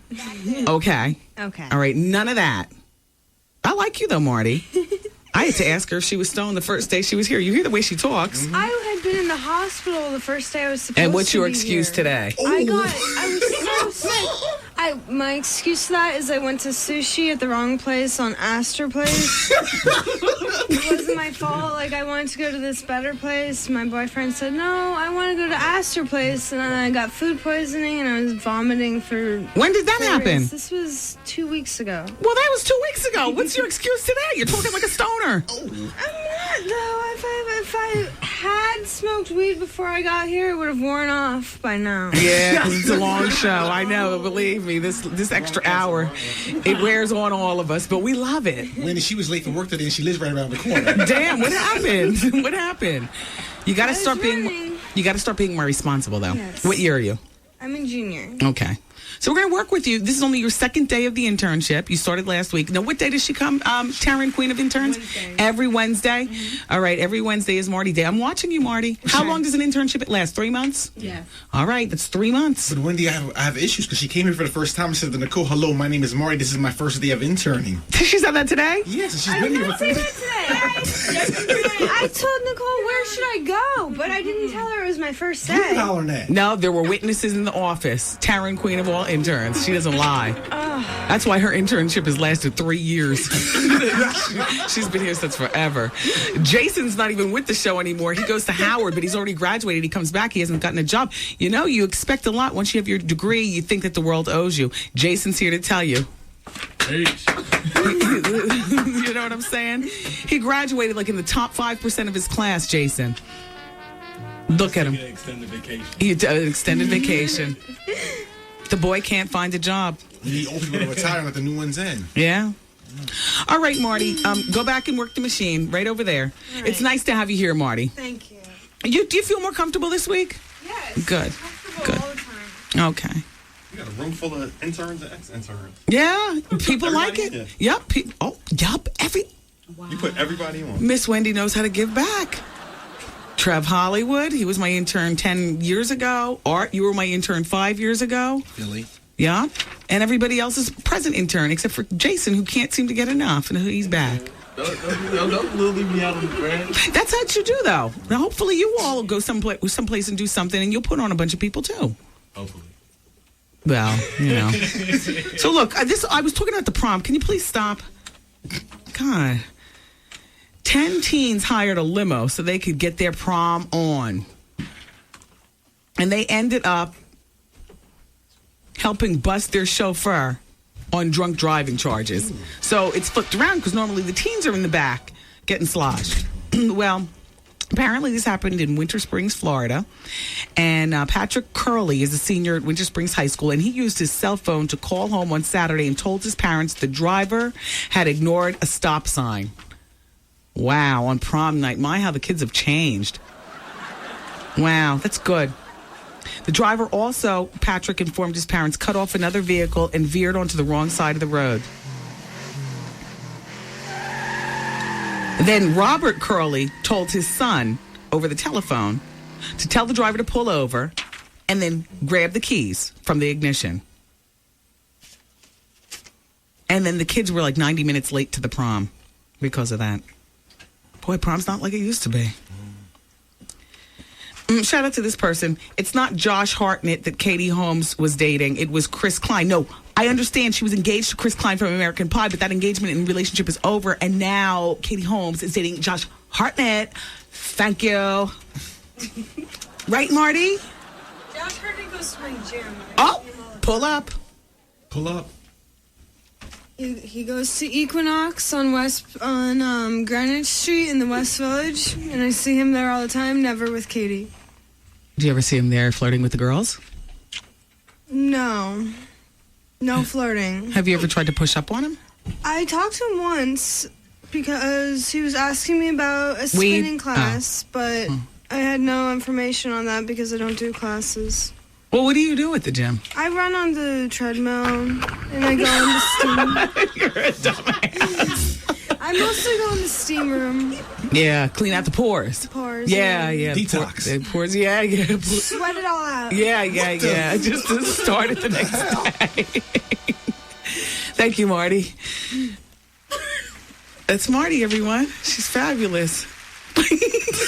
Dear Wendy, enough of this burnout. Next, please. Oh, you know what, you all? Let's talk about this.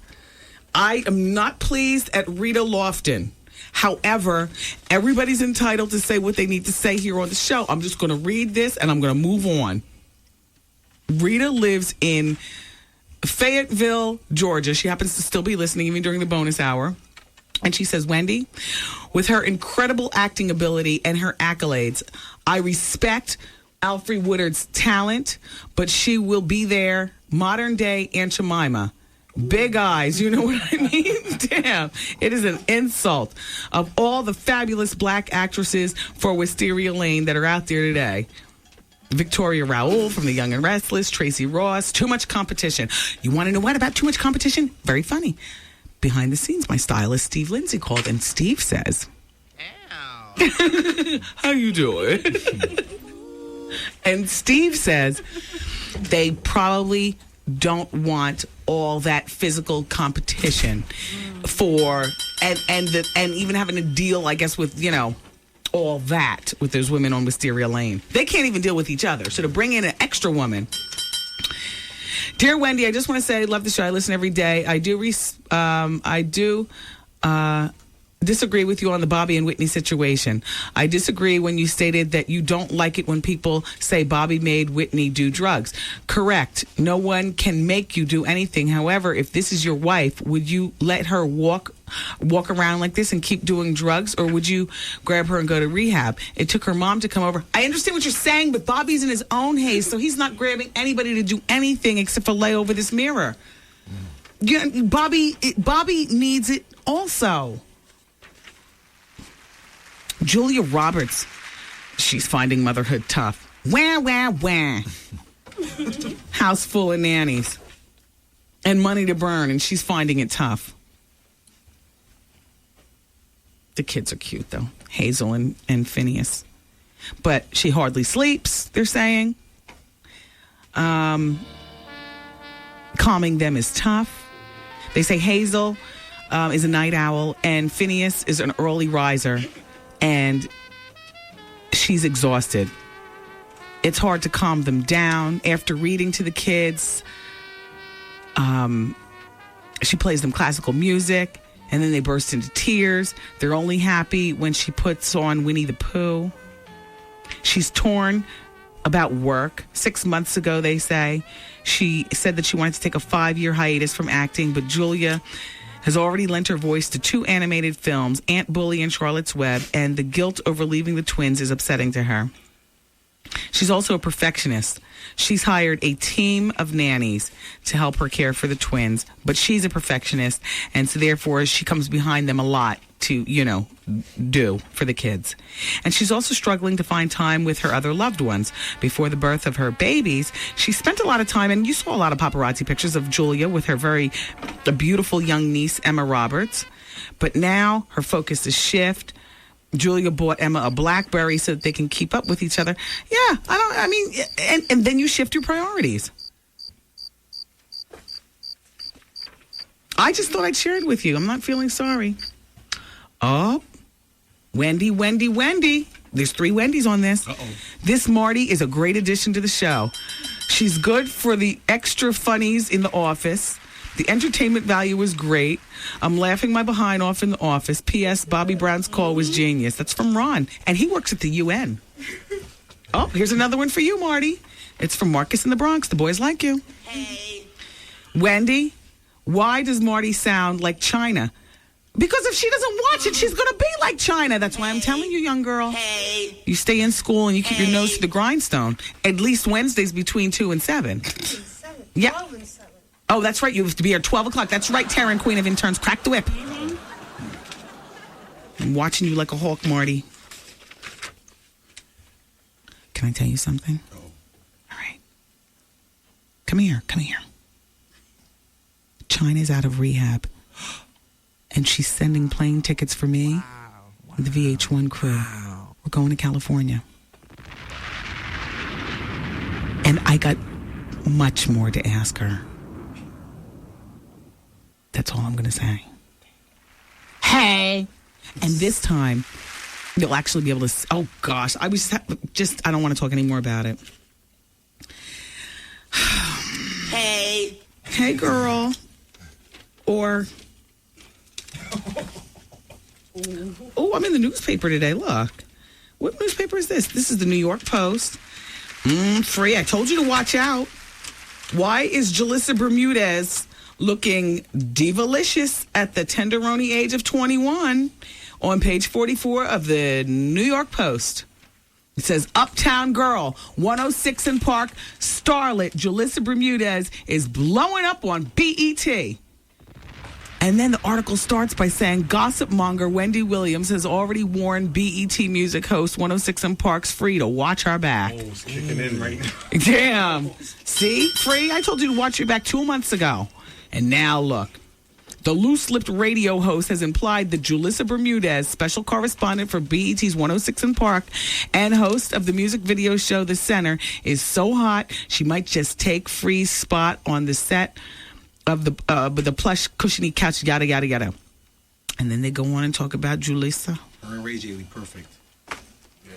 Yep, because AJ's leaving, so Ray J, Brandy's brother, and Julissa. Wow. Now, Julissa... Damn, I'm about to be friends with the whole BET staff. I got my little friend over there, Mad Links. He's in the basement with Tigger. Tigger would only give me the phony waves. He's without Tigger. He's a good... No, where Tigger was there. The basement was with Tigger. And now it's with Mad Links. Me and Brandy's brother get along. Oh, wow. Damn. Marty, somebody knows you out there. This fact says Brittany Murphy ain't got ish on Marty. Wow. No, but you want to know what? Think about Marty's conversation. Brittany Murphy and Marty have a lot in common. Ooh. If you know what I'm saying. And I think you do. Offender. That's it. That's it. That's it. That's it. That's it. And shout out to Brittany Murphy's mother, the enabler. Oh, easy.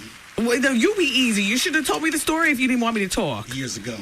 No, it wasn't years ago. It was months ago, and I waited a proper amount of time, and now I can talk.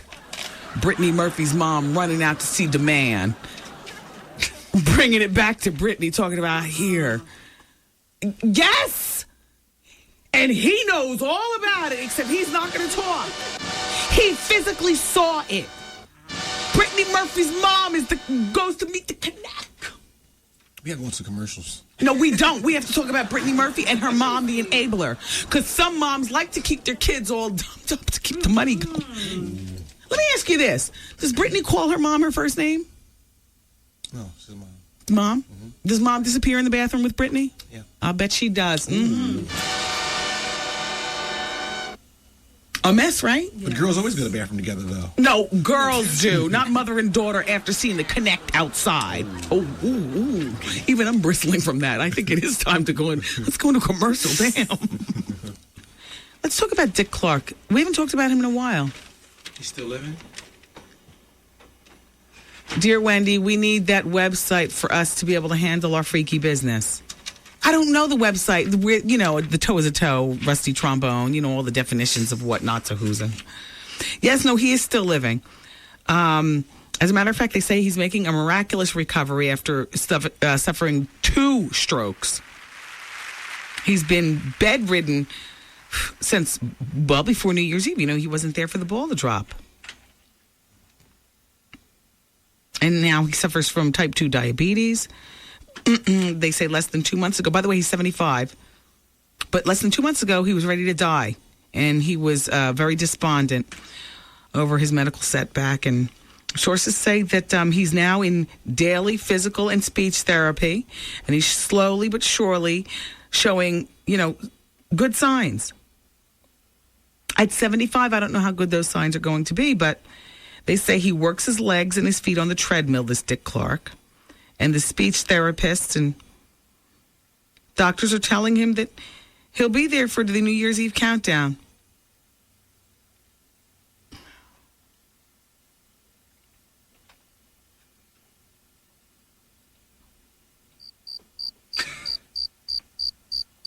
What do you say when a doctor tells a 75-year-old man that? Go, Grandpa. Do it, Dick. No, that's what you say on Saturday night after midnight. Do it, Dick.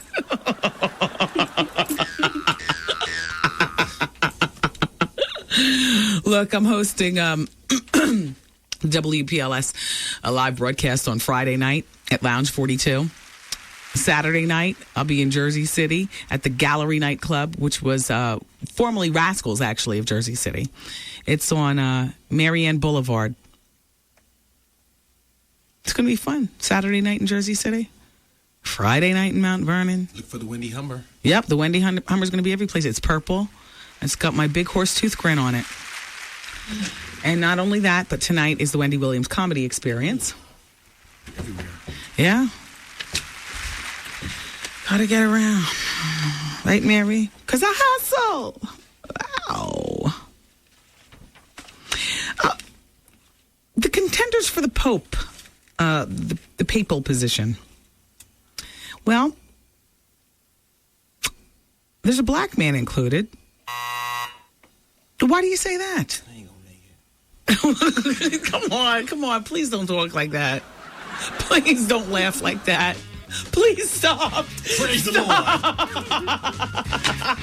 It's time for communion. Well, I have to tell you, he is from Nigeria, and he's 73, and he works as a mission. Come on, damn you. Let's all bow our heads and pray. That's a funk to this Catholicism. Catholicism. Come on, be easy. But look, he worked as a missionary, and he's reached out before to Muslim leaders. Since Catholics and Muslims are at odds in various parts of the world, did you just have him dancing? Oh, my God. You know what? I don't even want to continue talking about this. But his name is Francis Arinzi. He's got beautiful teeth. He's got beautiful teeth. You know what? Why not? The cons are, the pros are, you know, that he's reached out to Muslims, that he works with the missionaries and like that. The cons are, they say, he'll be broke. No, that the conclave hasn't tapped an African since the 5th century. Oh, maybe it's time to tap that. Oh, God. Here comes the Papal-mobile. The Pope-mobile. Oh, gosh. They're not having that, though. I agree with you. Gosh, here's another one. Dear Wendy, what's the name of the website where me and my girl can find the names of those sex acts? No. Dear Wendy, the new intern sounds like Sarah Gilbert from Roseanne. You're damn right. You're right. Marty, you sound... That's the lesbian. Why are you a lesbian? Don't run. Are you a lesbian? I'm not a lesbian. Just because I went to Catholic all-girls school. Actually, no. Just because we're associating you now with Sarah Gilbert, who's a notorious lesbian. I am not. Just had a baby with her lesbian. Straight. You ever have any girl-on-girl action? No, I don't. But I have best friends who I love. Do you guys kiss and stuff? Only for attention if we're really Yeah, the white drunk girls, yeah. Yeah, we do that. I remember growing up in Ocean Township, yeah. I'm not getting that drunk lately, so it hasn't happened for a while. Do your friends know you work here? No. Are you embarrassed? No. How come they don't know then? I mean, this is a pretty cool show. You scored an internship? Yeah, I don't know. You're a rocker chick, right? I like hip-hop mostly only. Oh, wow. I don't like rock and roll. I don't know why my friends don't know I'm working here. They're all sleeping right now. So. Marty, when does everybody go to class? During the day, people go to class. I'm taking night classes, so a lot of kids are taking them. Are you going to class after this? Not on Wednesday. So what do you do after the show? I'm going to go to the gym, Equinox. And then smoke some kill. Oh. So what time did you wake up today? Today, I got up at 9:30. Mm-hmm. And I just ate breakfast and sat around, watched Fox News until... Did you watch TV with a pen and paper? Because, you know, I would love... I should be taking notes. Yeah, sure. I'll start that up. Yeah, I mean, like, for instance, on Wednesdays, I normally don't get a chance to watch The View. I love The View. You know, if you can tell me... I can definitely take notes on The View for you. Yeah. I mean, if you can.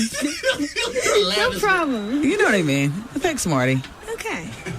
Marty's a mess. I'm not a lesbian. I didn't say a lesbian. I said you're a mess. Okay. But I mean that in a good way. Okay. She does sound like Sarah Gilbert. Adrienne Lloyd, you hit that right on the mark. Wendy, a few comments about Desperate Housewives. What do you think? Kimora Lee Simmons. Is she black? No. And she also doesn't act, and no, I don't want her there. Regina King? No. Vivica Fox? Busy with her own thing. I like Vivica's station. Loretta Devine? No. Angela Bassett? Okay, Pam in Harlem, I'll take Angela Bassett. Now, look, let's move on. About Soleil Moon Frye. Okay, she's pregnant. She's pregnant with her longtime producer boyfriend. I forgot his last name and his first name, but he's a producer on Punk'd. But more importantly, I love my favorite Soleil Moon Frye Punky Brewster story is the story that was actually seen by Artie, Life of the Party, the producer of the show. He was at a club years ago and actually witnessed Soleil Moon Frye servicing Al B. Shore with a professional. What? Now, I never get tired of telling this story. But as opposed to me telling it, all right, if you could just put the popcorn down just for a moment, briefly tell the story, because we've got to get to, quick. The Pat O'Brien, go. We're at the Spy Club, and there's a party, and I'm at the table with some friends, and then Albie Short comes over and says, guess who I have with me? Guess who this is? And everybody says, Punky Brewster. And so the next thing you know... What year was this approximately? This had to be like 97. Okay, so she still had the big jugs. Yeah. Jugalicious, go. Yeah. So they go off and they're dancing and whatever. Mm-hmm. And I'm dancing with them, and I knew that her man at the time was at the bar with some friends. Okay. So then next thing I know is I see Albie grab her by the hand and he walk over to a part of the corner where there's hand or hair? Hand. Okay. And the couches and everything. Uh-huh. And next thing I know. And then I look at Albie and he gives me that famous grin of his. Mm-hmm. I'm thinking about you. Yeah. And that's it. Yeah, I'll be sure. So, Punky Brewster's had some black up in her. Oh, yeah. One of those inputs. At the very least. What a cheap hoe. Well, she's growing up now. Yeah, but I mean, the boyfriend was there and all like that. And he's over at the bar getting drinks and she's over drinking. Speaking of Albie Shore, don't forget to check out Rolanda Watts, friend to the show. Her new show called Lie Detector is on PAX TV tonight. I will be checking it out myself. Shout out to Lana for reminding me about that. And what I wanted to tell you about Usher is that he's following in the footsteps of J-Lo, Britney, and so many others. He's releasing his own self-titled perfume. Not cologne, but perfume. They say he knows what smells good on a woman, and he thinks he can come up with a great perfume.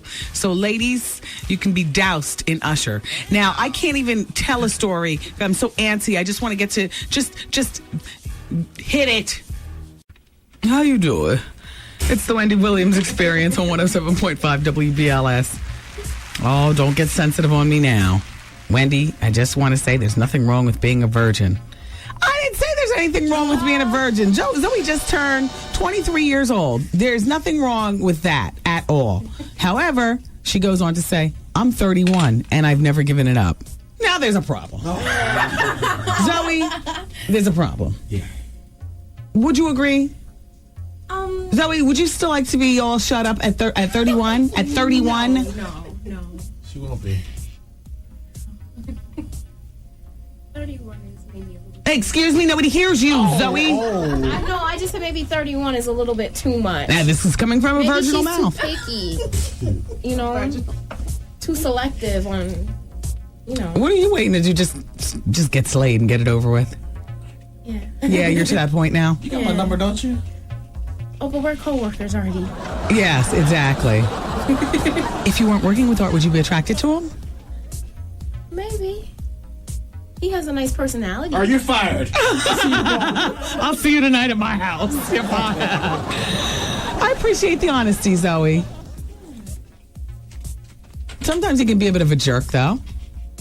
Yeah. And sometimes he can be a bit queenie. We can share makeup. But Zoe, you would say, as a virgin at 23, and happy birthday, Zoe, you just celebrated your birthday, that 31 is too old to be a virgin? Maybe she's being a little bit too selective. In her, why is she a virgin? That would be, maybe she's a Christian and she doesn't, believe in sex before marriage. Well, excuse me, I'm a Christian. Are you a Christian? Yes. Are you a Christian? Yes. Are you a Christian? Are you a Christian? Yeah. Oh, cake. Where'd that come from? This is for you for your birthday. Alexis? How you doing? Do you see how the girls are? I was just saying, I work with them. Oh my gosh, you can't believe what's on top of the cake.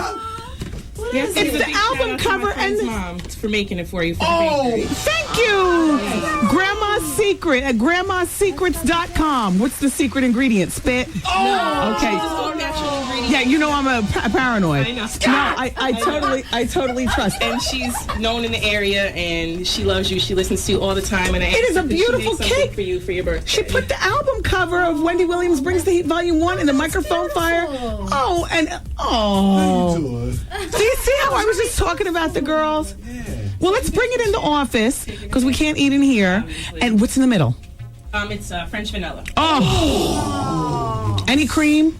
I don't know about Okay, no, French vanilla is fine. Let's hear him and go so we can eat. Yeah, interns, fan out. Get the plates, get the forks. There's food in the office. Oh, Grandma's Secret, you did a beautiful job. They're on 138th Street. All right. Speaking of uptown, let me finish with this. Call me old-fashioned, but I plan to give that as a gift to my husband whenever I get married. Yes. My problem is that I'm an introvert, slowly trying to bust out of my shell. Since this is advice hour, what advice do you have for me? What do you think Miss Wendy's advice is, Zoe? Maybe she needs to get out more, like maybe try like online dating or something to meet more people. No. I don't know. Miss Hardy. Yes, exactly. Small. Listen, I would say no. Online keeps an introvert in the house by themselves online. That's part of the reason that there's so many introverts in society now. There's so many ways to communicate with people and with the world without leaving your house. You can watch TV and be fed everything. You can sit online and know everything. You can talk to people online and so on and so forth. There is nothing, and I mean nothing, like human interaction. You call the phone company and you get, the computer, press 1 for it. You want to talk to your friends, you do it on the BlackBerry. Do you ever call somebody's house and they pick up the phone and all you want to do is leave them a damn message, but damn, I gotta talk. Society, the art of communication is becoming lost.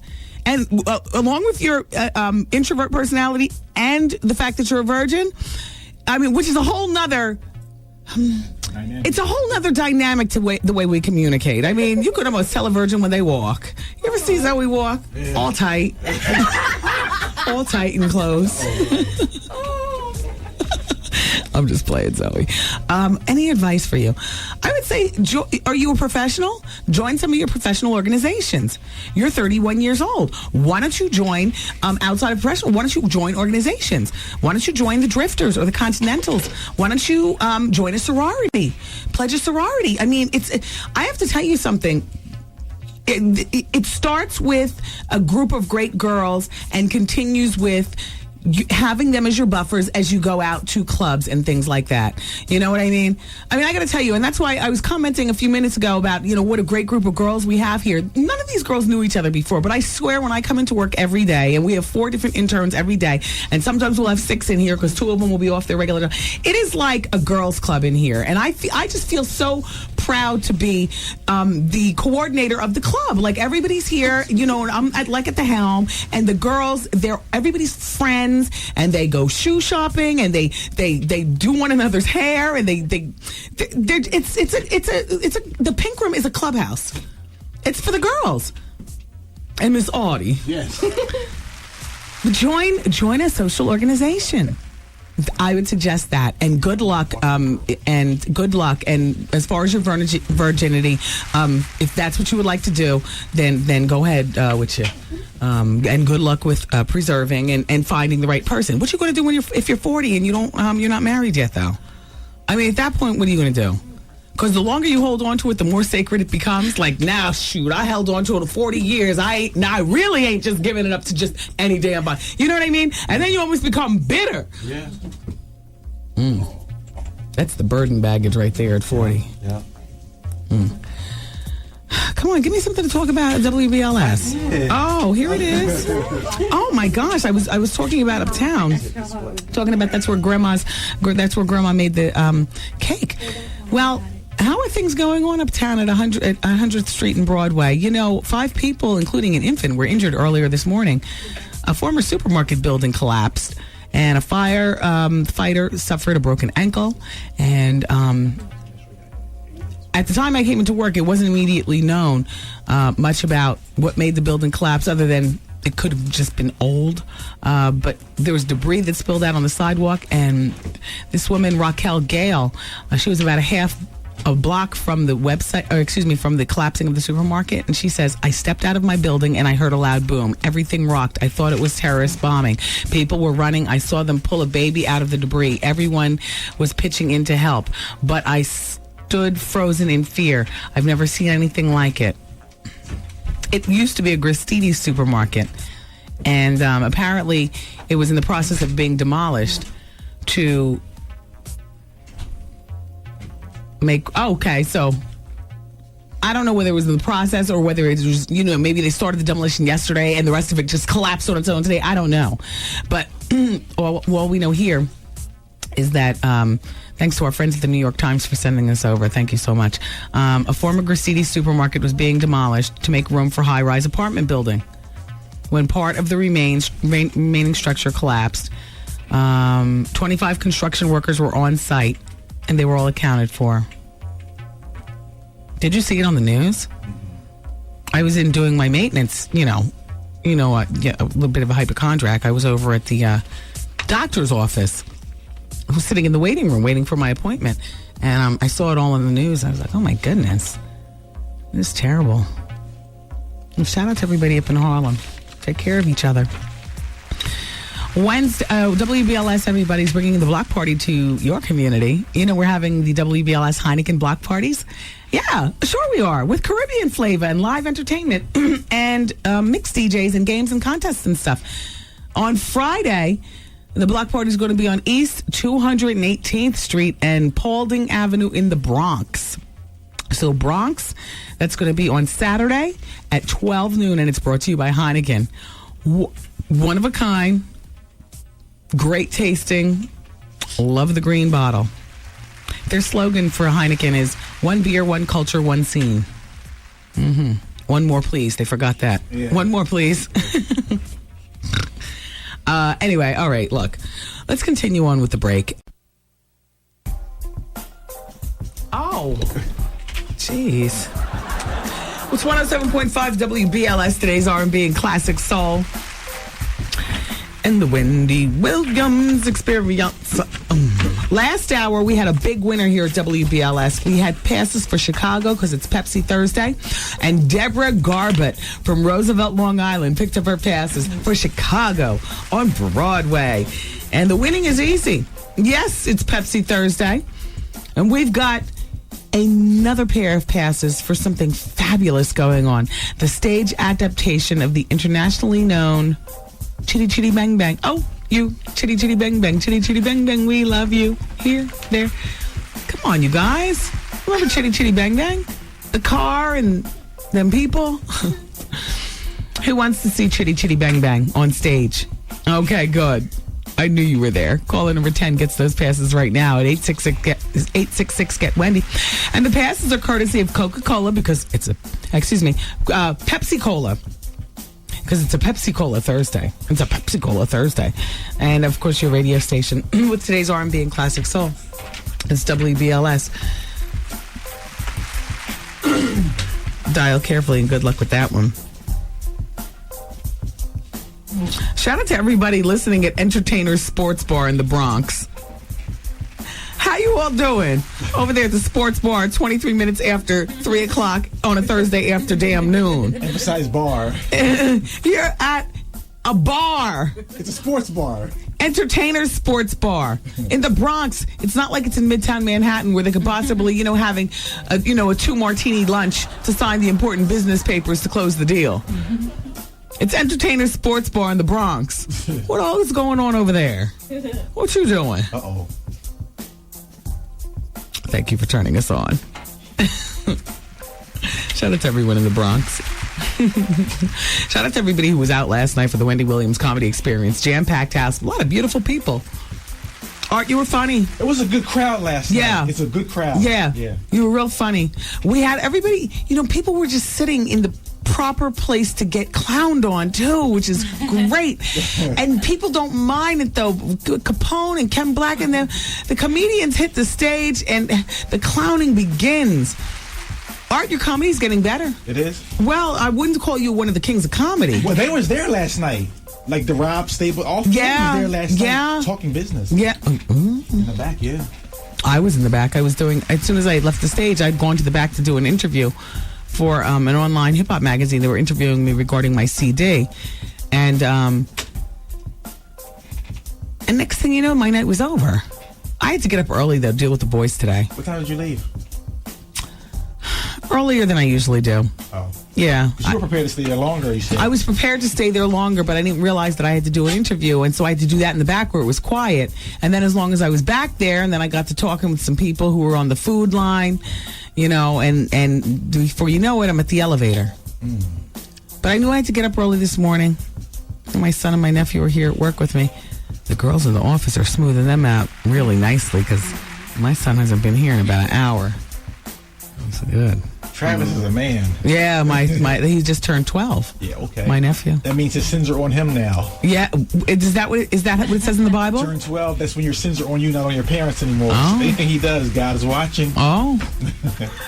Well, he's a good kid. He's a good kid. Yes, he's smart. Yeah, this is his downtime week. He was camp out order for 2 weeks, and now this week he's at our house, and then on Saturday, everybody's kind of converging at our house. Like within the next 48 hours, the whole family will be there. And then by Saturday, everybody's leaving except for me and my husband because we don't go to Martha's Vineyard. I'm busy. And I don't, it's beautiful up there. It's beautiful for the family experience. When we were kids, my parents, they had us up there and everything like that. But now as an adult, I worked too hard to not have room service and pina coladas delivered to me at poolside. Uh-oh. With cabana where you can close it and do what you want in the cabana and then open up the tie backs and then be luxuriating at a pool at a 5-star hotel. That's, to me, is idea vacation. But my family, they love, traipsing, to the inkwell. the beach is up there, like in the movie. Yeah. But you got to bring your own beach chairs. And and the sand is not refined and pink, but they like that. Yeah. And there's no concession stands. My father, still's carrying the cooler filled with all the drinks because there's nobody selling stuff right there and nobody where you could clap your hands and over tip and because it's vacation. Is he writing anything new now? My father's always writing. Oh. He spends time in the office on his laptop. I don't exactly know what all he's up to and stuff, but. He still has Talansky. It's on Amazon.com. There you go. By the fabulous author Thomas D. Williams. That would be my dad. Talansky's the name of the book. It's about a man and a shark. Well, it's not one of them books, but it's about a man and a shark. I told him if he really wants to, if he really wants to do the damn thing with today's climate of readers. Yeah. He needs to make that shark a homo. That's what I'm saying. Turn the shark into a homo and turn the sea into the block. Oh, yeah. You know what I'm saying? Let's get it on, Big Tom. And if he needs any zhuzhing up of the script, just, let me know. Hell, I could ask the listeners to help. Everybody knows that those are the books that are selling big. Yeah. In between the Tom Clancy's and whatnot. But Paris Hilton, the Wendy Williams, the superheads. Turn that shark into a homo, you said.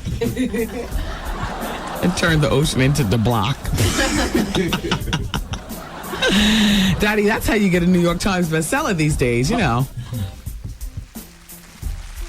Take it from daughter. She got 2 of them. Yeah. Oh, don't say that to him. Don't say that to him. That's not very nice. Yeah. My father is a true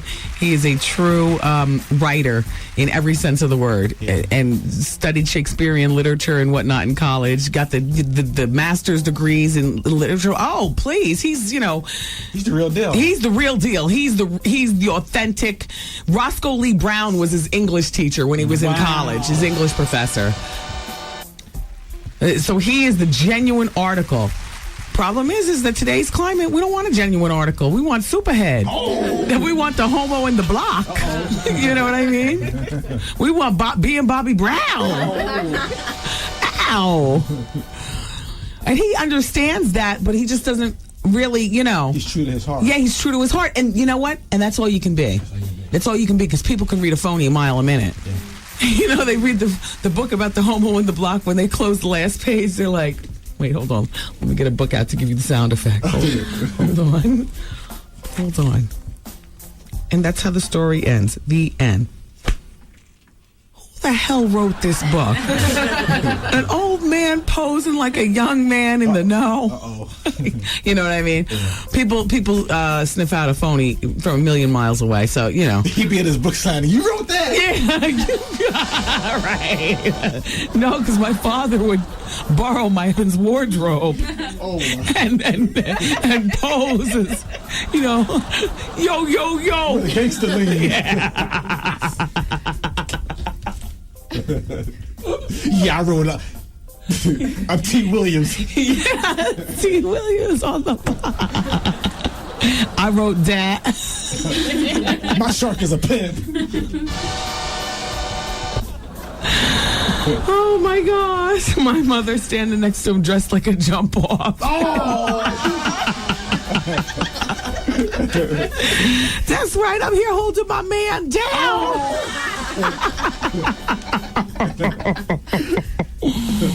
Oh, I'm sorry. Come on. I'm out of breath. Yeah. Oh my gosh! And that time we got a winner for the contest. Janine Melendez is going to see Chitty Chitty Bang Bang. She lives in Ozone Park. Okay, Janine, congratulations, honey. And thank you so much for turning on our radio station, too, here at WBLS 107.5. Taking the kids skating tomorrow night at Skate 22. Little Miss Nana's having a skate soiree. She runs the summertime. Yeah, she runs Jersey. Yeah. She runs Newark. Yeah. She runs the kids. You ever read Right On magazine? Little Miss Nana's always up in there. So I'm taking them over there tomorrow night. Be skating with her. Yo, my father. I'm just back to that. Hey, listen, and a special shout out to Nork. You know, you can join the WBLS Street Team on Friday for something a little bit more mature, like the PNC Art Center. The WBLS Hummer marks the spot at 12 noon. You can play PNC's Scratch Match and I Win game. Okay, it's only at the PNC Raymond Boulevard branch. It's easy to play, easy to win, and it's at PNC tomorrow at noon, 1132 Raymond Boulevard. The WBLS Hummer marks the spot, and you can play this game. There's no purchase necessary. Okay, and we're continuing to celebrate the 107 days of summer right here on your radio station for today's R&B and classic soul and the Wendy Williams Experience. It's 107.5 WBLS. Act like you wanna be free. For the listener who wants to know who does that song, it's Jaguar Wright. Yes. Philly's own. Right here on WBLS. So keep it where you got it. Keep the faxes coming. 866-GET-WENDY. Goose, we don't work off of rolling our hands. We work of 10, 9, 8, 7. He's rolling his hands like I'm supposed to hurry up. How many minutes left in the break? That's 1.5. 1.5 minutes and he's rolling his hands like I got 30 seconds. Look, there's the signs right there. Hold up the sign. This says keep talking. It's an old radio thing. What are you doing there? Well, this is new radio. Yeah, exactly. Hello. Sorry. You're talking to Wendy Williams, not Frankie Crocker. Hi, Frankie. I feel your presence right here on your perch. But Goose is still rolling his hands like back in the day. You know, these days that means hurry the hell up. He's going to give you a nightmare tonight. No, he usually haunts the studio about this time, but you don't know that yet. That's when you're supposed to press WBLS.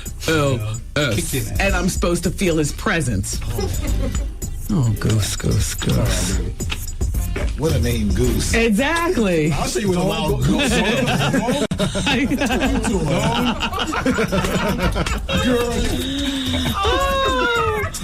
All right, you all, keep it where you've got it.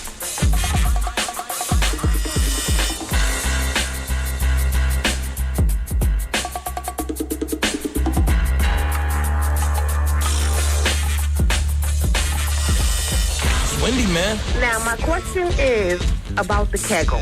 Why is it every time I try to do them, I have an orgasm? Is that normal? I don't know, but it must be pleasurable. The Wendy Williams Experience. Oh, I have the results to Friday's Wendy Williams Experience poll question.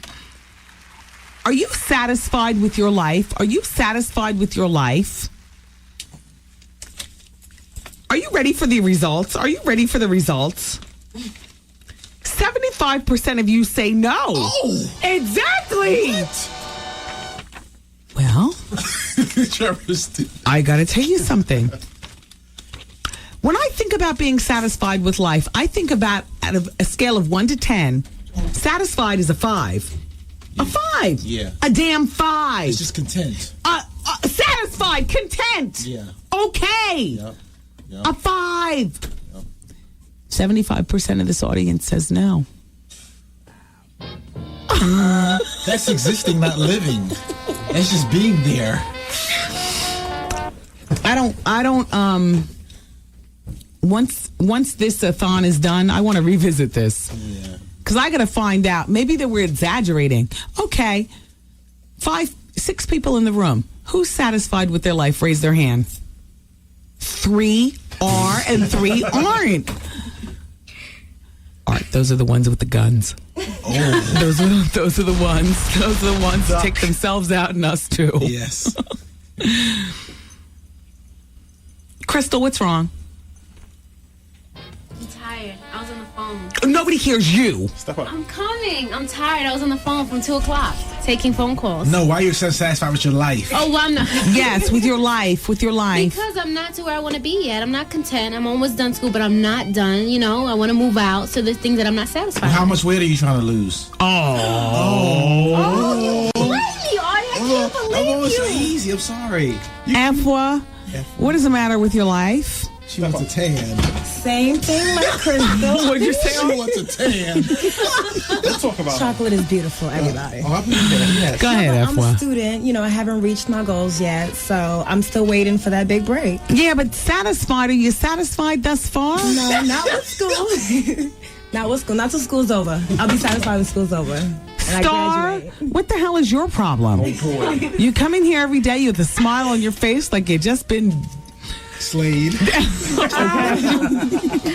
Well, basically, mine just goes back to being in love, and I'm just not satisfied until I find a man to love. To be honest, Okay. I appreciate your honesty, girls. Yes. So there you have it. There's 6 people in the room. Me, Hollywood, and Artie seem to be fine. And then we got 3 miserable bitches. Yeah, we get paychecks. Not enough. You want to hear my story? Well, there's always a story to be told. As a black woman in America in the system, believe me when I tell you, all that looks green on this side is not. Yes. Because in the words of M.O.P., every day is a hustle. Yes. Try to survive and struggle. Yes. Ins and outs, ups and downs. Mommy! It's like, whoa, whoa. There you go.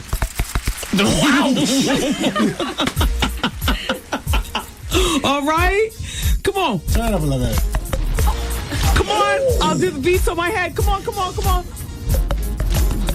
Ouch. All right. You doing? Ouch. Every day is a hustle. Trying to survive and struggle. Ins and outs, ups and downs. Yeah. Hey, it's like, whoa. But damn, being satisfied with your life is only 5 out of 10. Yeah. You understand what I'm saying? On a scale of 1 to 10, that's only a 5. Come on. It's like, whoa. You could be down in New Orleans. Come on now. We're collecting money. We're collecting money for the American Red Cross. Those are our brothers and our sisters and our Oh, snap. The food is here. Zoe, where'd you get that food? Did you eat, Miss Wendy? No, I haven't. Me either. Oh my God. I just barely got this. It's all gone? Who housed the food? Vinnie Brown? Oh! I didn't say that, Miss Wendy. Ours was the first. Look. What is that, Ruth Chris? Amy Ruth's? Yes. I don't even know. Yeah, Carl Redding at Amy Ruth's. What? Oh, we love him. Yeah, Carl Redding at Amy They have Ruth's. an Amy Ruth's up in the tell me where they gamble. Oh, yeah, Foxwoods. Foxwoods. Yeah, she said like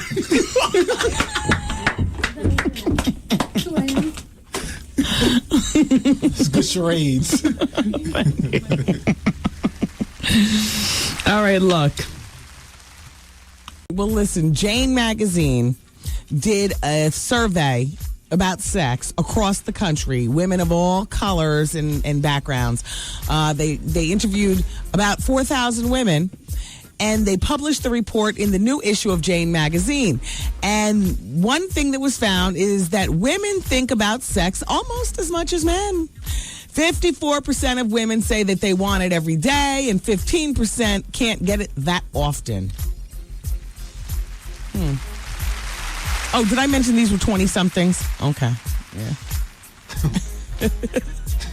The vast majority of the participants, they say, are single women between 20 and 29 years old. Well, this is Jane Magazine. It's that demographic. 2% of the women surveyed said that they were virgins. 2%. And it also showed that 51% of these women like quiet sex. They don't want all the screaming and hoopla and whatnot. And when they hear music, they like it to be something, nice and jazzy like Norah Jones. Yeah, well, 1 in 5 said that they would have sex for money.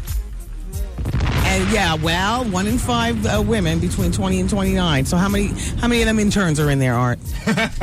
We got 2. Shaylin and Asia's here.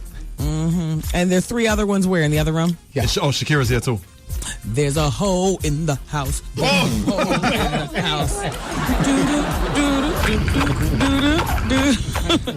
And 36% admit to cheating on their partners. 28% of these women said that they've had a threesome. And the stats also show that 34% of the women tell their friends all about the good stuff dealing with sex. Isn't that just like a less mature woman? See, you gotta learn to keep your mouth shut. But that's okay.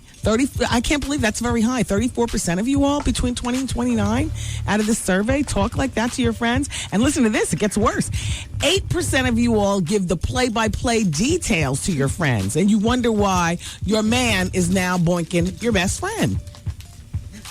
And by the way, I still subscribe to those who talk about it all the time aren't getting it anyway.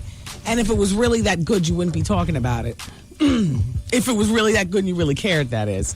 I mean, I remember it being that good and not caring, back in, you're a kid. Wendy, I'm going to be here for a minute because Art is passed out in the office. Passed out from what? I can't see. Shh. What? He's sleeping? Nah, there's a lot of Grey Goose popping in. What's going on? He's drinking like a fish? Yep. A lot of Grey Goose jumping off.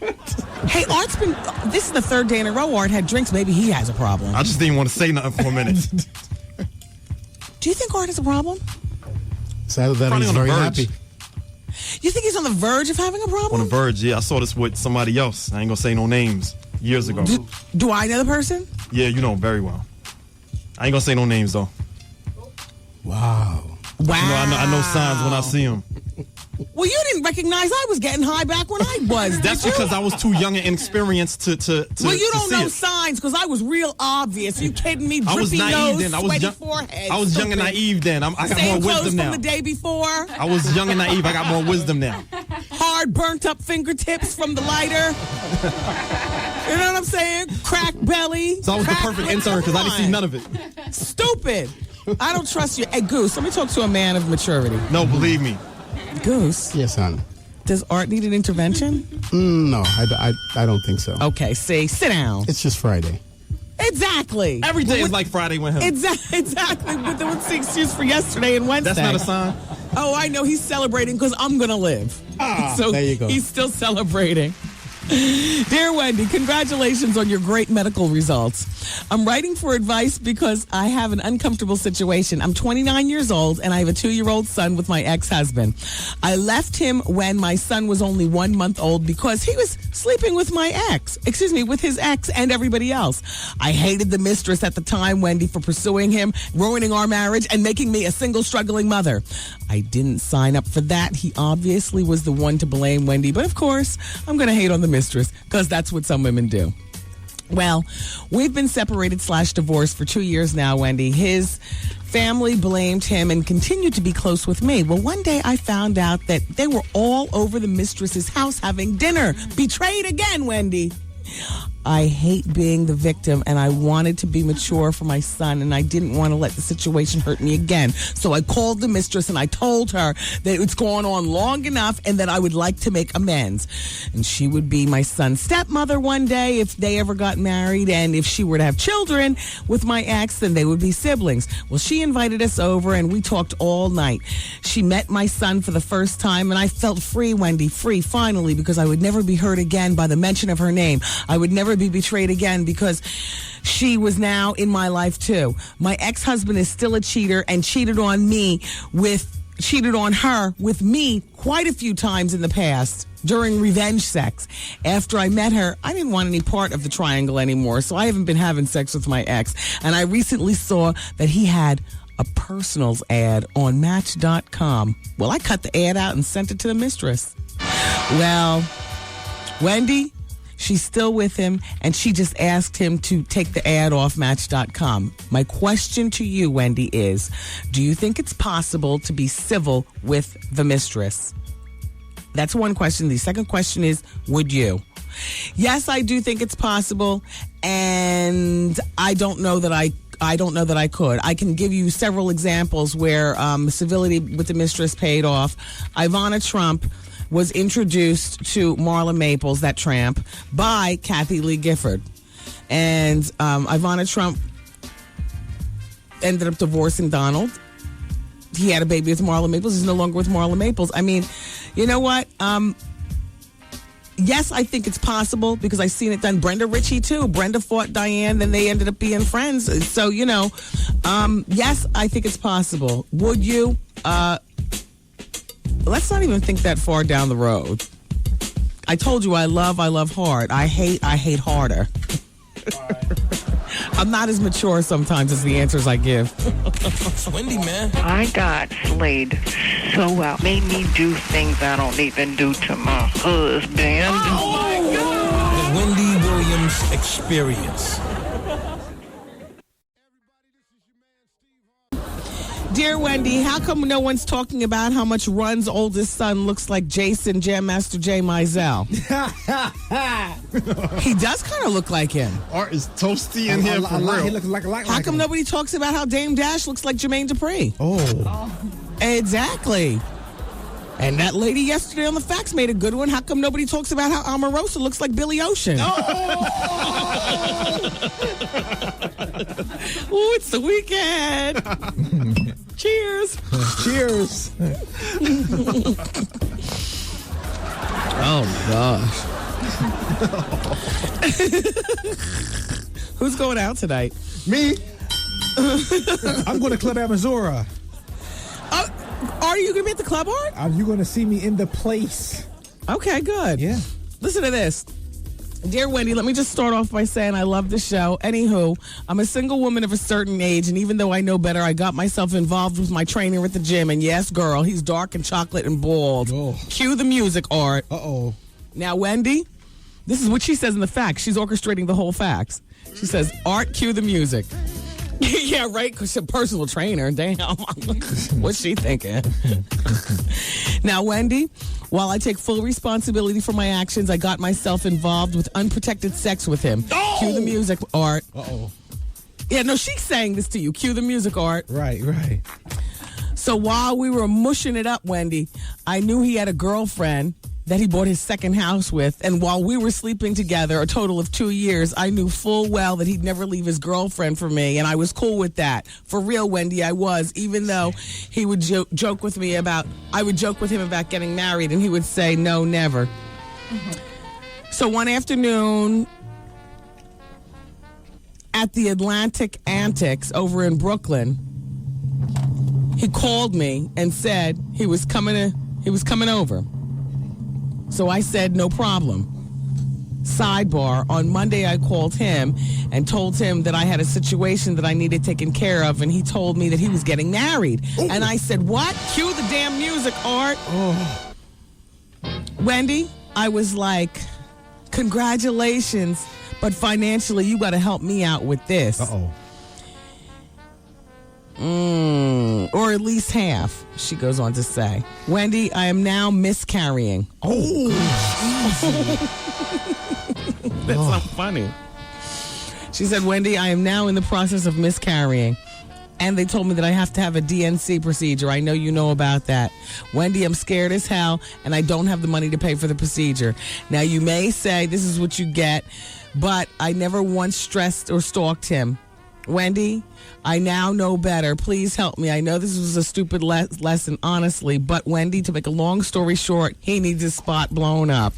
Now, while his soon-to-be wife is preggers already, I need my money. And here's the sidebar hint. He works as a trainer in a gym in Greenwich Village. Easy. She actually said, exactly. Miss Honey.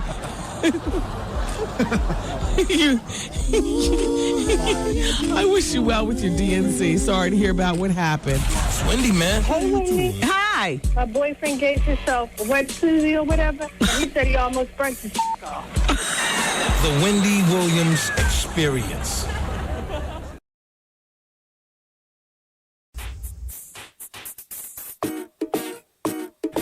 Hello? BLS 107.5. Today's R&B classic soul in the Wendy Williams Experience. This hour of the show is brought to you by Epson Printer. That's for all you PC heads. Yeah, Epson Printer. What that is. Like Canon. No, Epson Printer. Thank you so much for sponsoring the show. Don't forget about our ultimate Christmas party with a purpose.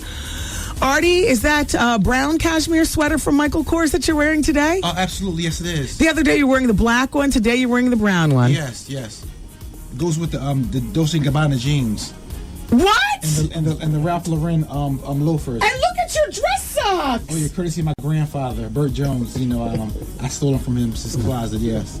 Oh yeah, we just have a whole ensemble going on here. Oh my gosh, he's got the D&G jeans on. We just trying to set up for 2006. I'm part of the experience, and I have to represent for you when I go on the streets. Artie, I can't wait to see what you're going to unveil for us from your new wardrobe. Artie has been researching his entire wardrobe, and my it's life. Really just in time for a new direction in his life for 2006. But some of the stuff, because he's ordered everything offline during the radio show. Yes. And so on December 17th is our Christmas party with a purpose. Artie, are you going to wear a suit or are you going to go casual chic? Because you can do that too. You can wear that same Michael Kors V-neck T-shirt. Dare you to wear the T-shirt or V-neck sweater, long sleeve. Right. You see, you have a white Fruit of the Loom showing underneath. Fine. Calvin Klein. Look at this man, just the epitome. I don't know, Wendy. You're going to be in the room. Steve Harvey, Vinnie Brown. Y'all some sharp dressers. Warfield. I don't know. I want to come and try to get a piece of what y'all can do. So I don't think this would be appropriate for somebody who would draw in the room. Here's the thing, Art. I think you really do more so need to work on your people skills. I was observing you last night at Macy's, and I really, Artie, Wendy, I play my position. They come to see you. I play my position. I play my position. If somebody says hello to you, Art, you say hi like this is a... Be civil. No, you be the fan and I'll be you. Go ahead. How do they approach you? Hi, are you Artie? Yeah, how you doing? Oh, God. And you can't see my body language, but I'm looking down and around. I make eye contact with you for a moment, and then I act like I'm doing something else. I'm playing with my phone, even though nothing's going on. Not that I'm sounding ungrateful, but I didn't ask for this. You threw me into this, so I'm trying to adjust. You like it, though. See, you can't be this open on the radio and then be a straight jerk in... But I'm with you and Goose, and that's it. And I'm happy with this. That's a whole different story. This is how I want you to be at the Christmas party with a purpose. Okay. You be the fan. Okay. Hey, somebody told me are you Artie? Yeah. And then what do the fans usually say to you? Can I take a picture? No. Oh, can you say how you doing? Yeah, there you go. So go ahead. You be the fan. Go ahead. Hey, how you doing, Artie? How you doing? Oh. Okay. And then you just walk off. Okay. You don't have to engage in conversation and suck people's toes and all that other kind of stuff. But damn, Art. But I'm not the person on the radio that I am in real life. Just like you're not. Art, I'm a much more gracious person than I am the majority of the time.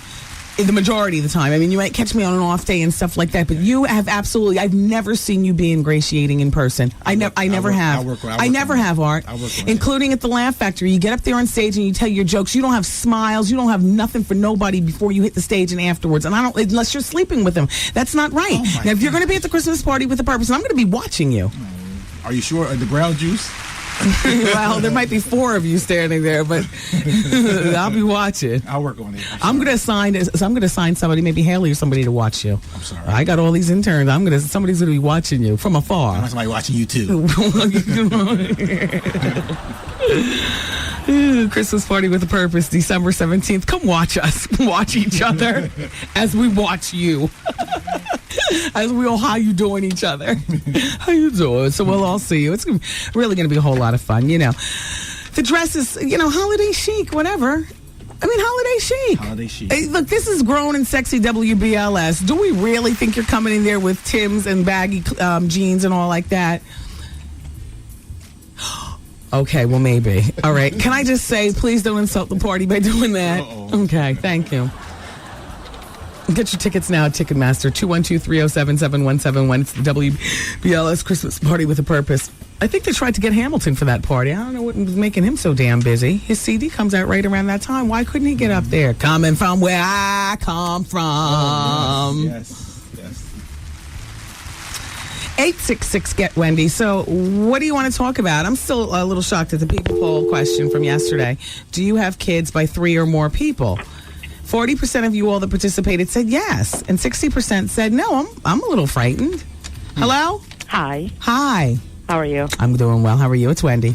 Hi, Wendy. I wanted to say I saw a photo of you on Next Magazine. I think it was over the summer. Mm-hmm. How you doing? Okay. Is it that I looked gay or that you're gay and you're saying how you doing to me? I am, and the magazine is. Oh, I know it's a gay magazine. Yeah, that's why I'm like, how you doing? Oh, yeah, my gay stylist. Have I officially ever called Steve gay? Of course you did. Okay, thank God. My gay makeup and hair person, who I absolutely love, Steve Lindsay. He was the one who suggested, I think, that I do Next Magazine. I think, and that was about the same time that Next got in contact with me. And please, no, you will not just see me in gay magazines. You will see me in a gay club, too. As a matter of fact, on December 3rd, I will be over at Jacob Javits Center hosting a 2-hour portion of the 24-hour Gay Men's Health Crisis Dance-a-thon. I will be there. Oh, I love the children. Because the children, well, you all have supported my career since day one. And in a weird kind of way, I guess coming to terms with who you are, at some point or another, you were an outcast, right? Oh, yeah. And I have been an outcast, I think, all of my life. Wow. You know what I mean? We have a lot in common. Right. Well, aside from that, I mean, you just looked absolutely fabulous. I couldn't even believe it. Like, you were so blinged out. Thank you. I'm like, wow, go Wendy. You just looked fantastic. But big, how you doing? And como está? Como está? Have a good day. Thank you. Bye-bye. All right, everybody, we're going to continue with the break. We'll come back and gossip next. It's all going down here on the Wendy Williams Experience 107.5 WBLS. Hello, hi, it's Wendy. Hi, Wendy. Hi. I need advice. Okay. My boyfriend and I have been dating for like about 4 months now, and the first time, all right, this is a sexual question. The first time we had sex, he could not get it up, like, at all. And we just, played around, did whatever, but now it's gotten to the point, I mean, we've been together for about 4.5 months, and it's gotten to the point now that he will be going at it, and he'll just go limp like that. I don't know what to do. I confronted him about it, and he was just like, I'm sorry. He's like, it's not you. I swear to God, it's not you. He's like, I went through a really, really rough time. His father passed away when he was 19. How old is he now? He's 21. Okay. And his father passed away when he was 19, and he says that, when you go through a traumatic experience that, certain things, it hits you differently, and I guess this is the way. But it could be that. Maybe it's drinking. Maybe is he a drug user? No, not at all. Well, does he take any depressants or anything? No, nothing for it at all. He just went through it. He spent like 3 months after just crying. He told me about it. He's so surprised about it. Well, it's only been 4.5 months, so this is your time to either stay or leave. And if you stay, don't complain to anybody because you know what you're dealing with. You dealt with it beginning the first night that you had sex. Yeah. Now, if I were you, I would leave. Too much baggage. And everybody comes with baggage, but gosh, the inability to get it up, and you're a young woman. I mean, this didn't even require a phone call to me because it's only been 4.5 months. Leave. Yeah. It's just that I really, really care about him. He's a really, really great guy, and I know a relationship isn't just about sex. You know what I mean? I mean, it's a plus if you can get up and you can go. But okay, so imagine the cheating that will come your way down the line if by chance you guys stay together for years. Yeah. Yeah, and then it would be your fault, not his fault, that you're cheating because you knew from day one that he was having a problem. Yeah. So I appreciate your bleeding heart to his situation. Maybe you can remain friends with him. I mean, it's only been 4 months. Yeah. But just not romantically. The thing is, I mean, he's a great, great guy. Okay, I mean, so then be this great guy's friend, but you can't be involved with him if the sex matters to you. Yeah. I wish you well. Thank you. Bye-bye. Bye. Nice. Hello. Hi, Wendy. Hi. How you doing? Long time I didn't hear from you. Just a slay lady from Brooklyn. Hey, slay lady. What's up? I was listening to the whole conversation. I missed some of it because I had caught a flat tire to get it fixed. Oh, What's damn. up? But you know what? I'm going to say something right now. Who I believe, who that person was talking about, that transsexual, I believe is... Shut up! I gotta go. And you know what? I want to tell you this quickly. I had went to a service in Luther Vandross, right? That Erykah Badu is crazy. Well, I'm telling you, she performed at the Assembly Hall. Honey, she had this big wig on, and then she told that Ray Chu and the crew, they was trying to help her sing one of his songs. She told them to go down. She don't have no class, and she is crazy, Wendy. And I'm not going to hold you up, honey, because I do want to shout out, because I just retired, you know. Oh. And I want to shout out my homegirl from Transparency, a.k.a. Pumpy. Okay, this is Sweetwater. a.k.a. the Slay Lady. Thank you, Slay Lady. Bye-bye. And I want to pick up Rikers Island, OPCC. All right. From the Slay Lady. Dear Wendy, you look amazing in the new Source magazine. Next time, show more booty. How you doing? Ain't nothing wrong with a big, strong girl. And finally, please no more talk about that no good splaboo #1 jackass Puffy. Oh, the splaboo tried to end your career and you talk about him like he gave you some type of love. So what? He came to your pink carpet party at Quo. And don't go to the VMAs to support his events. Don't go to his parties. You should have him lick your bloody cat trap. Oh, God. Take that. Look, take that next to it. And tell him to go where? Back there. Wendy, you don't need Puffy. Oh, look, me and Puffy are trying. I'm trying to lure him to the show. I want to give you a good show. So he came to my party, and that's great. And I'm going to the VMA. I'm not going to actual VMAs. I don't have time for all that kind of, I enjoy my life in my own way, but, going to the, because, you listen to me tell a story, you'd probably be like, well, Wendy, you have to take time out to rest and relax. How do you fit all this stuff in and all like that? I do. I have a good time in life. I manage to luxuriate and get my rest. But my idea of a good time is not sitting, with all them at the VMAs. I'm going down there strictly for business. The business is he came to my party, and he did that for business. And so my business is to fly down to Miami and to go to 1 or 2 Puffy parties. I'm wearing a Steve Lindsay original. My hair makeup person, he also makes beautiful outfits. As a matter of fact, the night of the pink carpet party, I was wearing a Steve Lindsay original. But anyway, I'm going to wear Steve Lindsay original. And as soon as Nicole tells me what the color marcations are, Steve is back from Canada. He's been gone for like 5 weeks. He left the day after the pink carpet party. He bought all these swatches back, and he's just waiting to put the needle to the material as soon as Nicole says, then it's a white party. God, I got to get my Spanx together.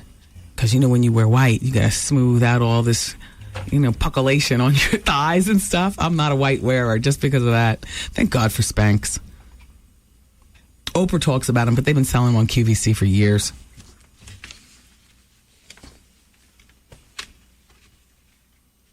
Now I'm going to the party, and he's gonna come up here when his CD comes out. Now, if his CD comes out and he doesn't come up here, that's when it's officially over. That is when we're at the point of no return. Because first of all, he's reneged and he rejudged. No, I didn't say I was going to come out until my CD comes out. That's not what he said. But okay, I'll take that. But if that CD comes out, I want first. I want dibs. We want in. Yeah. And not just for the hour of truth. We want a full day. We'll get the caterer here, get some champagne going. We'll set up an area where he can use his BlackBerry while the music's playing. If the music plays at all, I'll call all the affiliates and say, let's stop the music for a moment. No, let's stop. Because there's too much going on between us and also too much going on between him and everybody out there. It's really not about us. It's about, out there, Putting on a good show. No, not putting on a good show. Getting to the bottom of stuff. Hell, I haven't talked to him publicly since City College. The eve of City College, he came to my show when I was doing the Top 8 at 8 at KISS. Him, Heavy D, every day. That's the last time I think I had conversation with Puff. Oh, no, I didn't. I think that same year he had a New Year's Eve party, and I went to it. That was like my first New Year's Eve that I was with my husband. But we were boyfriend, girlfriend. That was very cool. I got an invitation to Puffy's party, new boyfriend. You want to go? Wow.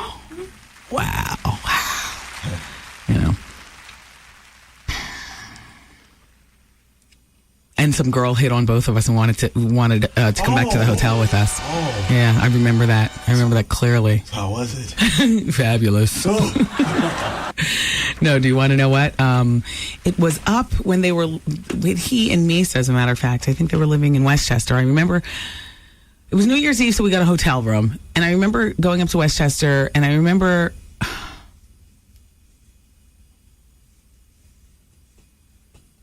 I don't remember dancing or, you know what I remember? Just like being into him to make sure that he wasn't in it for the scene. You understand? Because everything was new with us.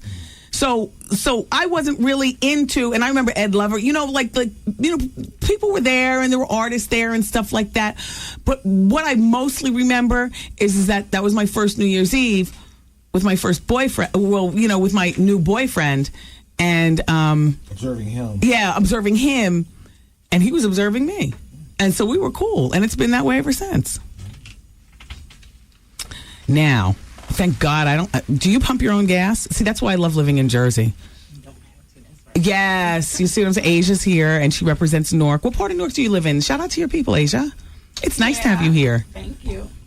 Actually, the Forest Hill section. Okay. Yeah, over there, close to Bloomfield and. Do you ever see the Wendy Williams Brings the Heat Volume 1 van? Yeah, I see it. It goes down by Carmela Court. Yeah. I see that. Shout out to Seven. Seven is on it, boy. He's part of my street team. My CD's still in stores, So anyway, in Jersey we don't pump our own gas.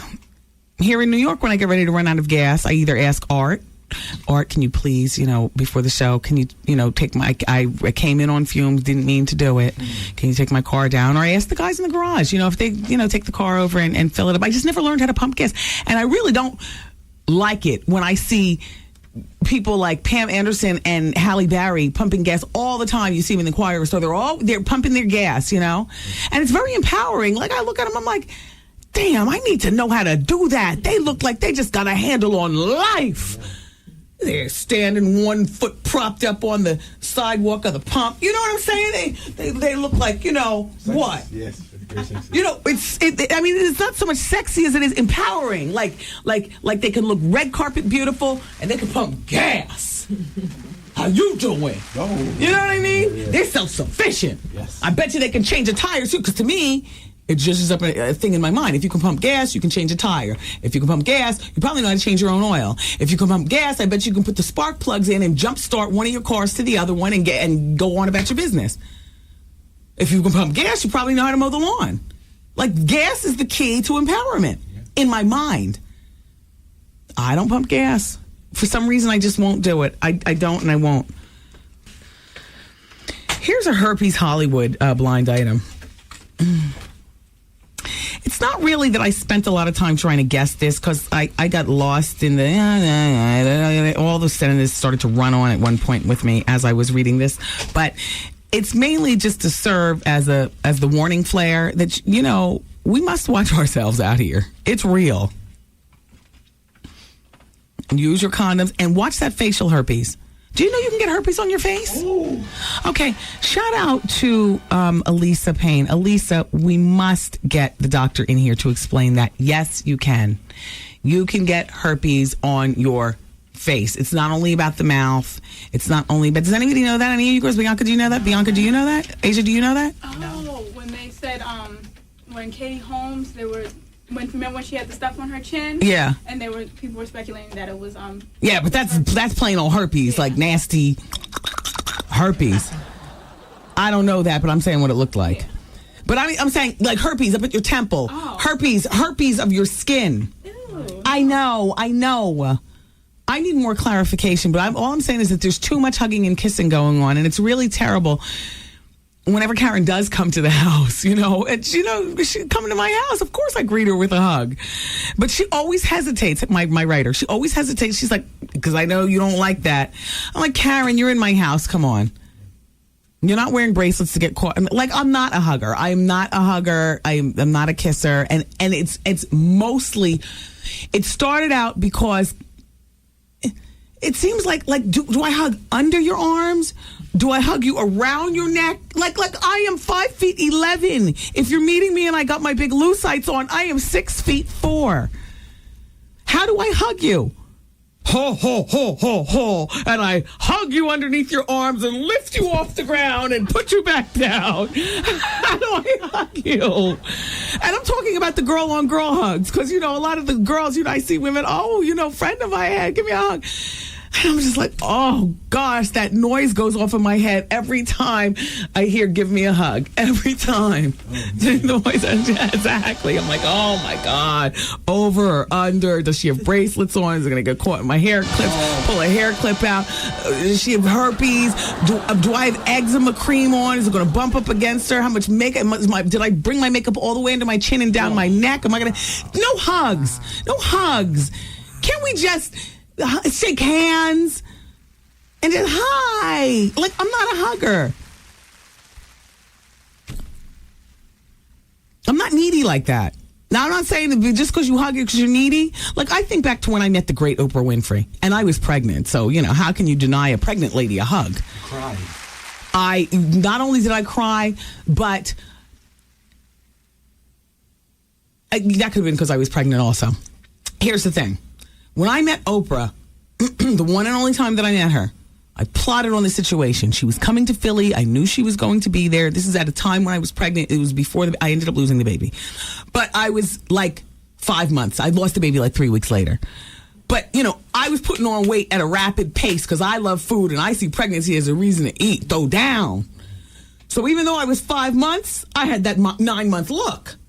And I had on big shoes because at that point, I was treating myself like a regular pregnant lady. If I go out for the evening, why can't I wear something nice? I had a normal Kamali outfit on and some big shoes. And, my hair was all done up and I had it up higher. So now I had on my big shoes. Plus I had 8 inches of hair piled up on top of my head. So I'm like 7 feet tall. Everybody else is little. And I always use my height to my advantage. I love it. So here I come. Everybody's scared. I'm pregnant, but also I'm big, right? Here I come. And I had my Vogue magazine with Oprah on the cover, so I was prepared. That magazine had come out like a year before, but I was prepared because I said, one day I'm going to meet Oprah and I'm going to get her to sign this because I'm going to let her know I am a true fan. And I had my Sharpie uncapped and all ready. Oprah asked first and then rubbed my stomach. I loved that she asked. She said, hi. No, she didn't know who I was. I was just a pregnant girl and I had my head cocked to the side and I was crying. Because it was Oprah. Oh my gosh, I get misty talking about it. So she,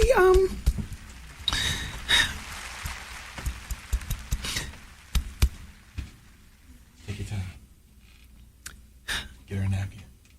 And hurry with that napkin. He put so much makeup on me. I'm going to have skid marks through my makeup. I have to go on the show. Hurry. Oh, my God. Oh, no. Here comes the tears going to slip. Okay, let me finish with the story. Okay. So she rubbed my stomach and she said, good luck to you.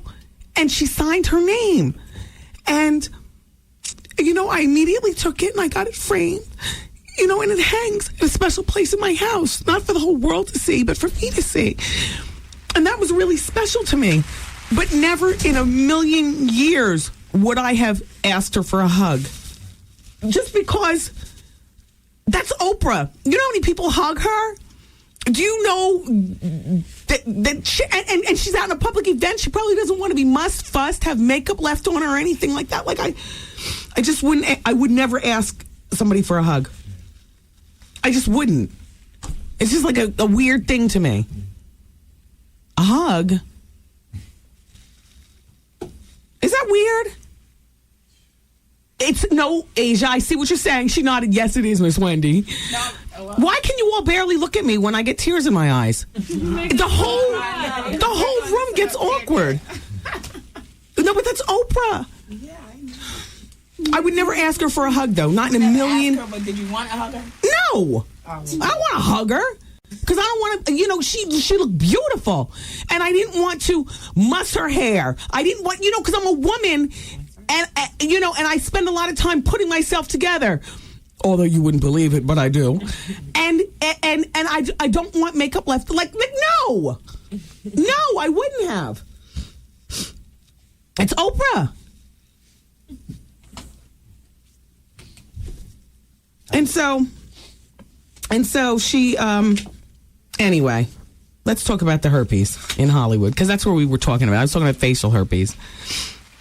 I just, anytime anybody asks me for a hug, And I'm not talking about family, because they don't ask for a hug. You kind of give them that one hug when they show up at the house, and then that's it, done. You know, it's like, that's out of the way. You know what I mean? Yes.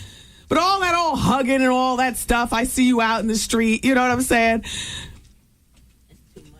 Hugging. Hugs feel good, though. I thought you liked You know what? And that's another thing. The Rainbow Coalition is out of control. Have you ever gotten a hug from a woman with an extra feel and a squeeze? Oh. See, Bianca knows. Oh, I did. Bianca, right? They hold you extra tight. And you feel something. And you're like, I'm not hugging anymore. Yeah, the breast rubbing against each Yup. other. Oh, exactly. Yeah. And so you can't hug. At one point, I was like, I'm not hugging any men, because sometimes I'll meet men and they're like, "Go, girl, a hug." I'm like, can we just shake hands? But now it's with the girls. They be looking at you like a well-done steak with A1 on the sides and a baked potato loaded with butter and sour cream. And they don't let you go. And they don't let you go. How about people that shake your hand and hold way too long? You feel me squidge it away. You feel me like, why are you holding so long? Are you trying to work a ring off my finger? Or are we, did you wash your hands after you went to the bathroom? Oh, hell, I didn't wash my hands after I went to the bathroom. You know, like that. I'm trying to savor the moment with you, though. But we can savor it through conversation. Do you know how much that conversation, that brief, fleeting 10 seconds with Oprah meant to me? Meant a lot. Never forget it. Conversation means more than autograph. If she said, I don't give an autograph, fine. I have no problem with that. Some of you complain about that. You know, you see people, they don't going to give out. You know what means the most? A damn conversation. And a pearl. You know, you walk away with a pearl. In your mind. Not a hug. Autograph. About a picture. The picture's fine, as long as your camera's all cocked and loaded. Yeah. You know, because then you take a picture, that's when they get the hug in. Right. Okay, I can't have a hug, how about a picture? Then here they go. All hugged up in the picture. And then the friend is not ready with the camera. And now you're standing hugged up. You would have been better off just giving the original hug than taking the picture. Because now, 15 seconds, 20 seconds. Are we still in the same hug position? The flash, put the flash on, damn it! And then your smile, or at least my smile, turns from genuine to needles and pins. It's a happy man that grins. All right, Hollywood herpes, then we're going to go into the break. Oh, this show, we go through such a gamut of emotions in here, I can't take it. Crying is so good for you, though. I love it. It keeps me even-tempered. It feels good, too. Gosh. It feels really good. I love to cry when I know I have no makeup on, and when I know I don't have to put Visine in my eyes to clear it up. I love to be at my house and cry over joy, or anger or whatever. But crying to me, that's like better than going to the gym. Like I just can work it out and then not have to go to work. Or reapply or do Visine and not have to worry about after you and crying and sleep together. That goes better than peanut butter and jelly. Crying and sleep, are you kidding me? When you wake up in the morning, your eyes are full. They look disgusting. But crying, sleep, and no work the next day, oh my gosh, that's the best. Oh my gosh. Okay. I'm exhausted. I can't wait for the club tonight. The first thing I'm going to do, beer tender. Get me a drink. Beer tender.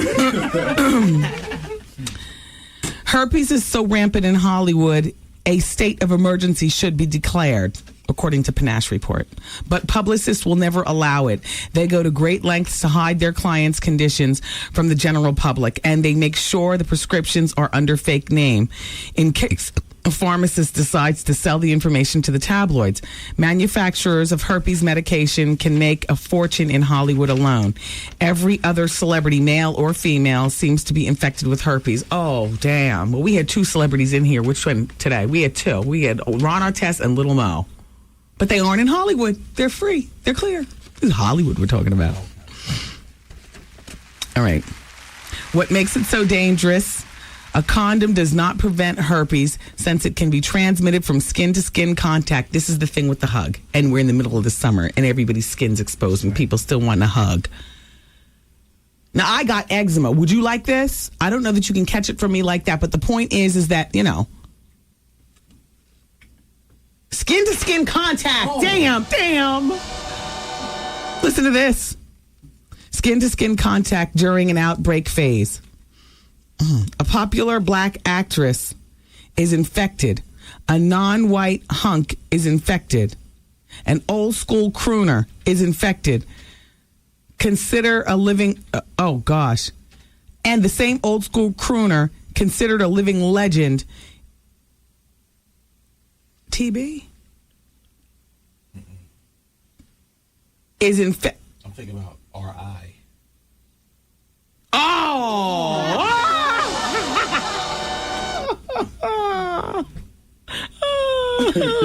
Easy.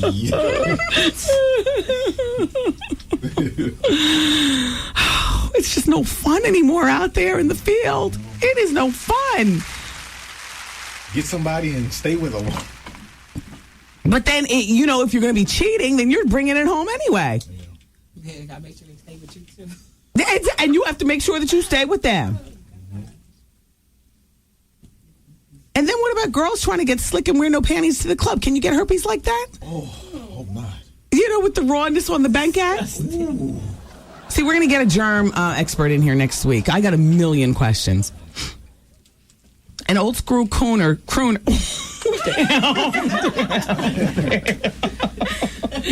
An old school crooner considered a living legend is infected. A black female singer is infected. Numerous professional athletes are infected. A famous black director is infected, just to name a few. These infections could have been prevented if the infected parties did not have sex during outbreak phases. I don't even want to have sex when the outbreaks cover back up and smooth over. Ew. Yeah. And not only that, you got to watch the blunt lip. You think it's blunt lip? That's herpes. Oh. In some cases. The lights are so dim up in the spot. And you're so hennied up. You know what I'm saying? And you finally found a match. Now you're ready.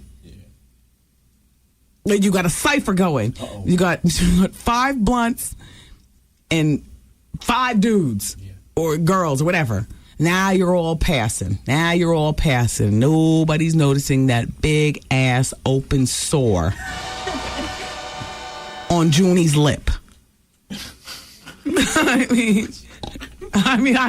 was going to say Junior, but that sounded too contrived. Now I remember Art has a friend named Junie. Damn, sorry. Sorry, Junie. Hi, that's Thomas. He's Japanese. And, so you gotta be careful.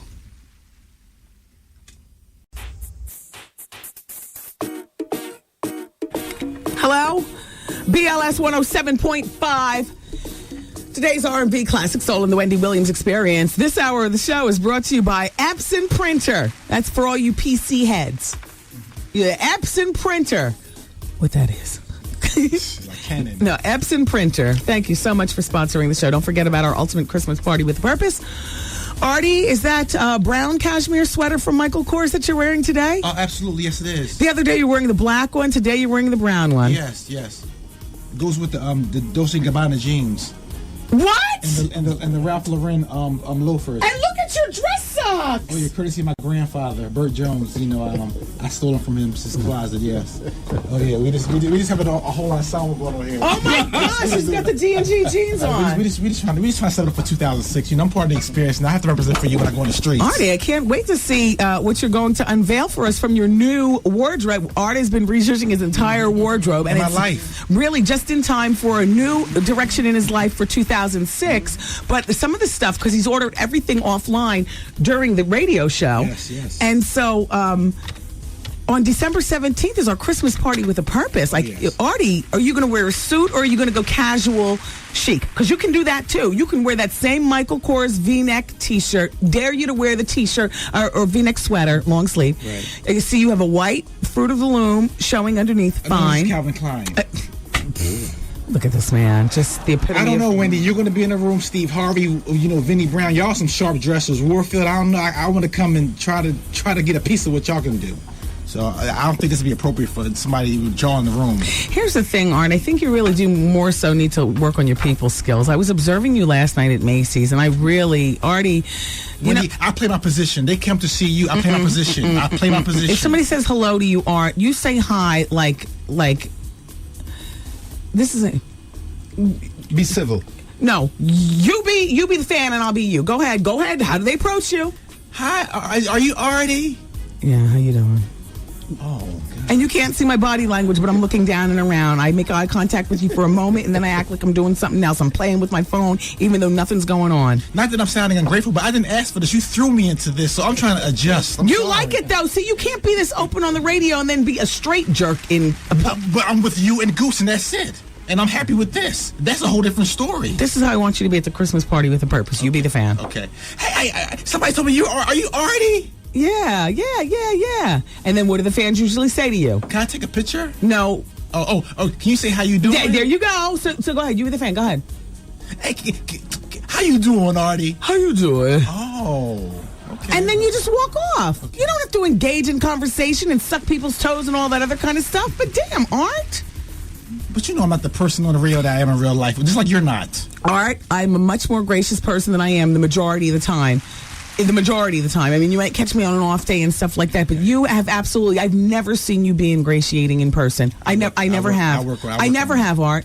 Including at the Laugh Factory. You get up there on stage and you tell your jokes. You don't have smiles. You don't have nothing for nobody before you hit the stage and afterwards. And unless you're sleeping with them. That's not right. Now, if you're going to be at the Christmas party with a purpose, I'm going to be watching you. Are you sure? The brown juice? Well, there might be 4 of you standing there, but I'll be watching. I'll work on it. I'm going to assign somebody, maybe Haley or somebody, to watch you. I'm sorry. I got all these interns. Somebody's going to be watching you from afar. I'm somebody watching you too. Christmas party with a purpose, December 17th. Come watch us. Watch each other as we watch you. As we all how you doing each other. How you doing? So we'll all see you. It's really going to be a whole lot of fun, The dress is, holiday chic, whatever. I mean, holiday chic. Holiday chic. Hey, look, this is grown and sexy WBLS. Do we really think you're coming in there with Timbs and baggy jeans and all like that? Okay, well, maybe. All right. Can I just say, please don't insult the party by doing that? Uh-oh. Okay, thank you. Get your tickets now at Ticketmaster, 212-307-7171. It's the WBLS Christmas party with a purpose.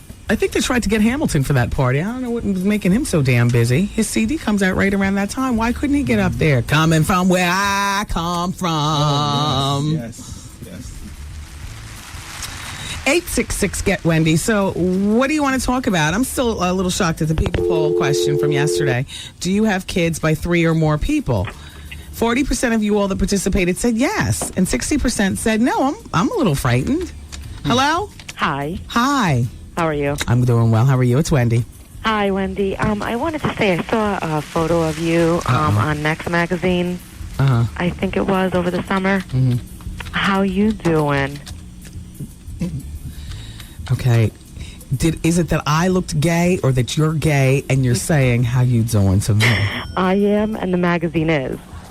Oh, I know it's a gay magazine. Yeah, that's why I'm like, how you doing? Oh, yeah, my gay stylist. Have I officially ever called Steve gay? Yeah, of course you did. Okay, thank God.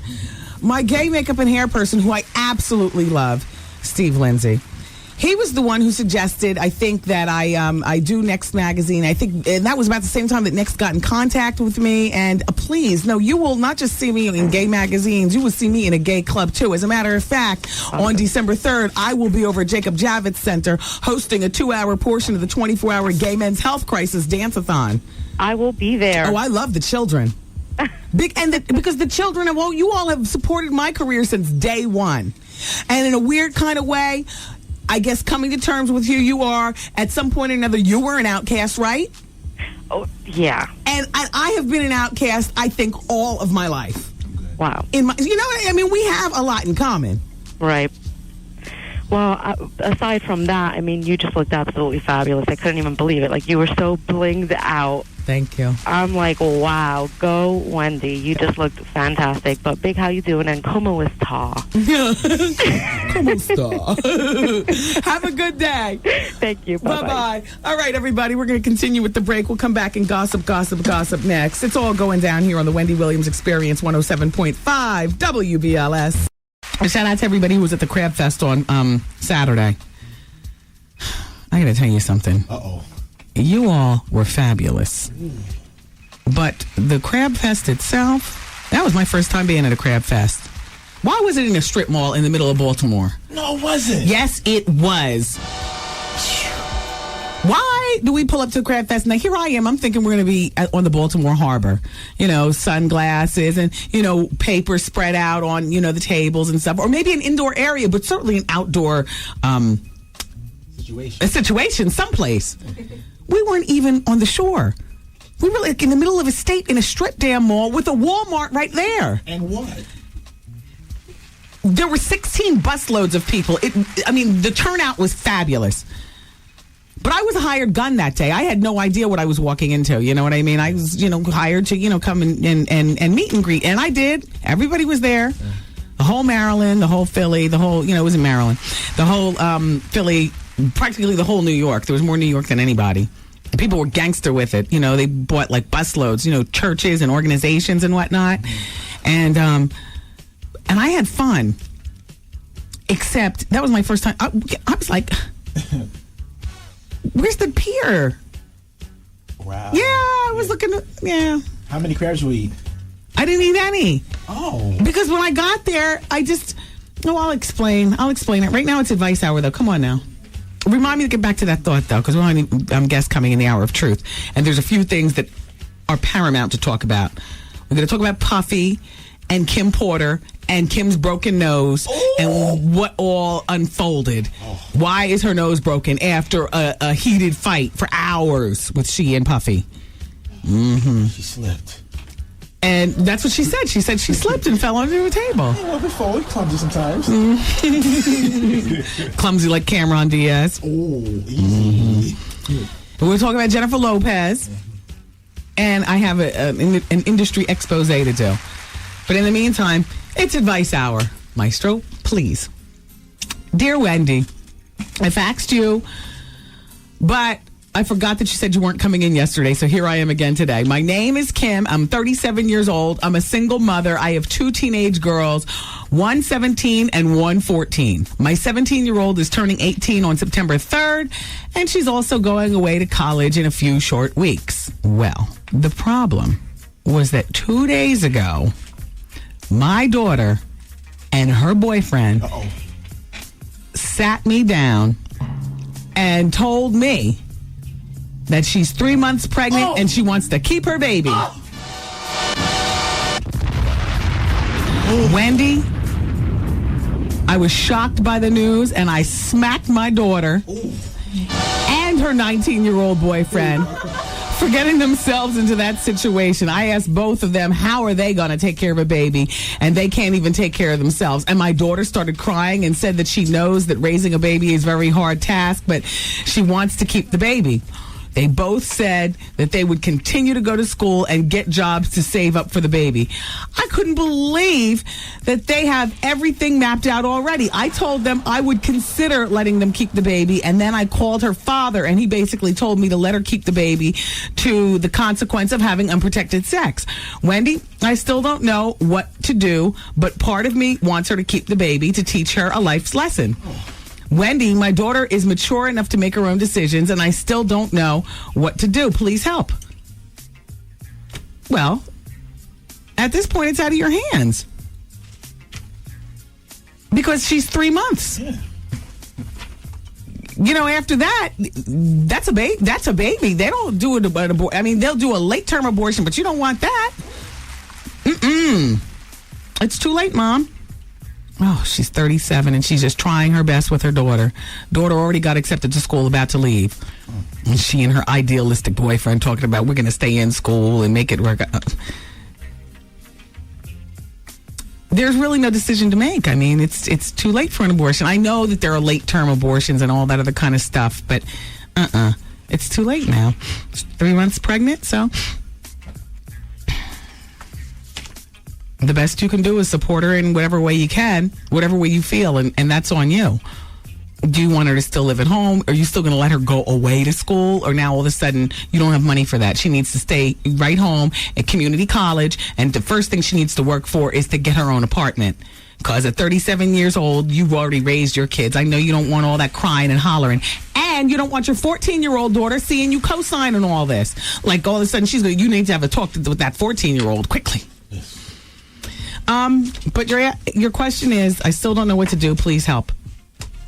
Your daughter and her boyfriend have already made the choice for you. That's why they didn't tell you until she was 3 months, because she's already been sneaking to a doctor, and they've already been formulating and hatching their plan of what they were going to tell you. I got to tell you something, Bianca, your braids, I mean, they make me want to go out and get braids. They're absolutely beautiful. Thank you. And we talked about it last week. I don't know whether we were talking behind your back or not. We were saying you don't look gay with your braids. Yeah. You know what I mean? Yeah. Because me and you were talking about that too. And Bianca said she forgot her hoops this morning. She went back to the house to put them on. And I was hearing you talk. I heard you talk about it in the radio last week. Yeah. So that's what was running through my head. Like, I can't be running in there with no earrings. But you know what? There's nothing about you that looks gay. Not even with the earrings off. And you have on Air Force Ones. Oh. So you got a full how you doing look with the braids, the Air Force Ones and stuff. But you still look very feminine. I know, but you know the how you doing? They like my little tiny feminine self. So yeah. I gotta, Oh yeah, the girls will love you. They lap you up. So I don't want to have to be running down the street away from them. So I was like, let me fem it up a little bit. Yeah. Mm-hmm. You look a little. Be the big, strong, burly ones too. Yeah.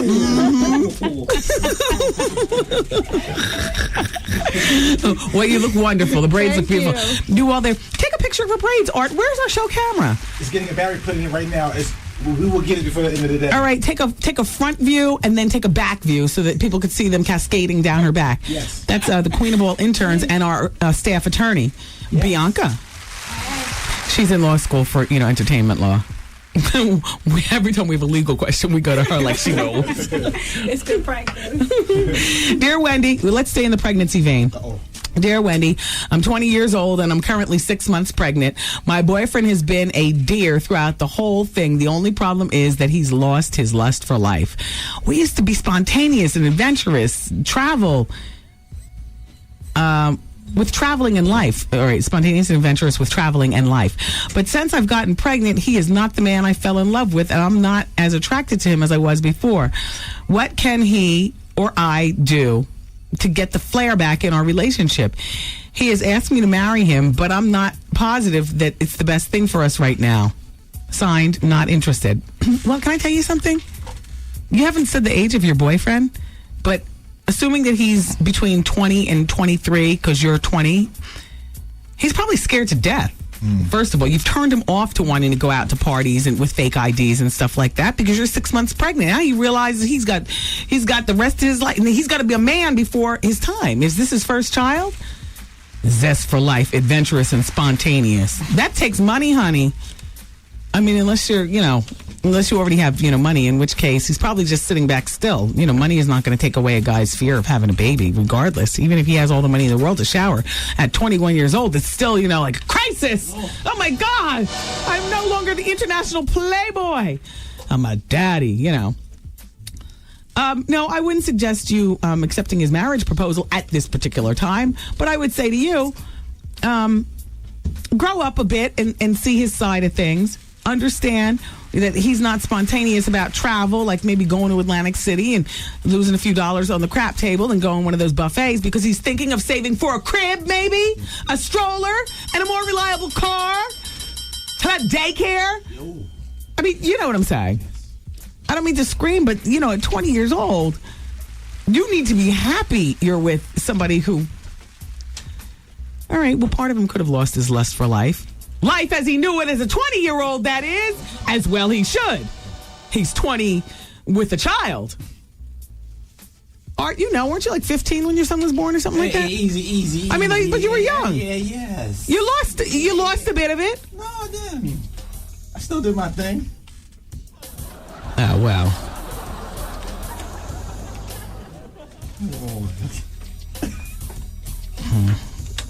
My response is in my mind. I'm sorry. I'll formulate the words at some point or another. But I would say to you, have a conversation with him and understand what's going on in his mind. And chances are, at least 50% of what I said, he'll probably convey to you. You with the fun and the travel. You better sit your hot behind down and start to make plans for the future. Adventurous and travel. Relax. Pampers and daycare. And if you have any energy, time, and money left over, then there's time for adventure and travel. But that's not your priority now, because you're not 20 like 20 is. You're 20 and 6 months pregnant, and he's about to be a daddy. So I wish you well, though. Thanks.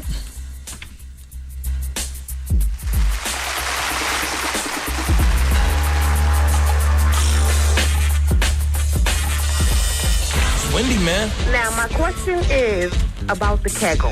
Why is it every time I try to do them, I have an orgasm? Is that normal? I don't know, but it must be pleasurable. The Wendy Williams experience. Yo, if you missed the experience, here's what you missed. Hi, Wendy. How are you? I'm doing fine. How are you? I'm okay, and I listen to your show every day, and I want to congratulate you on everything you've accomplished so far. Thank you. I'm a 36-year-old woman. I have my own career in the nursing field, and I have a 21-year-old son, and I'm dating a 26-year-old who I've been with for a year and don't know how to tell him I don't want him no more. You love him? One way I love him, and another way I'm falling out of love with him. Do you guys live together? Yes, we do. Oh, my God. How does your son deal with that? How does your son deal with that? It's his friend. Ooh! The Wendy Williams experience.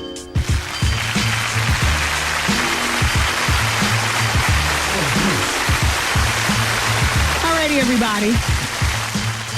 The age was missing. See, part of the impact is, I'll redo it. Okay, thank you. Well, thanks, Goose. I appreciate that. All right, so coming up next hour, we've got no guests, which is great because we have more time to talk about the celebrities. So much catching up to do. Young Buck and Lloyd Banks were arrested for gun possession. So we talk about that and a bunch of other stuff. Kim Porter and the broken nose. Miss Gary's listening, though. Miss Gary says that he just went on a line to find out about abortion. He said if she's 3 months, then she may still be within the time period of the first trimester. However, he says, when and if she's into her third month, second trimester abortions are performed all the time. They're more complicated.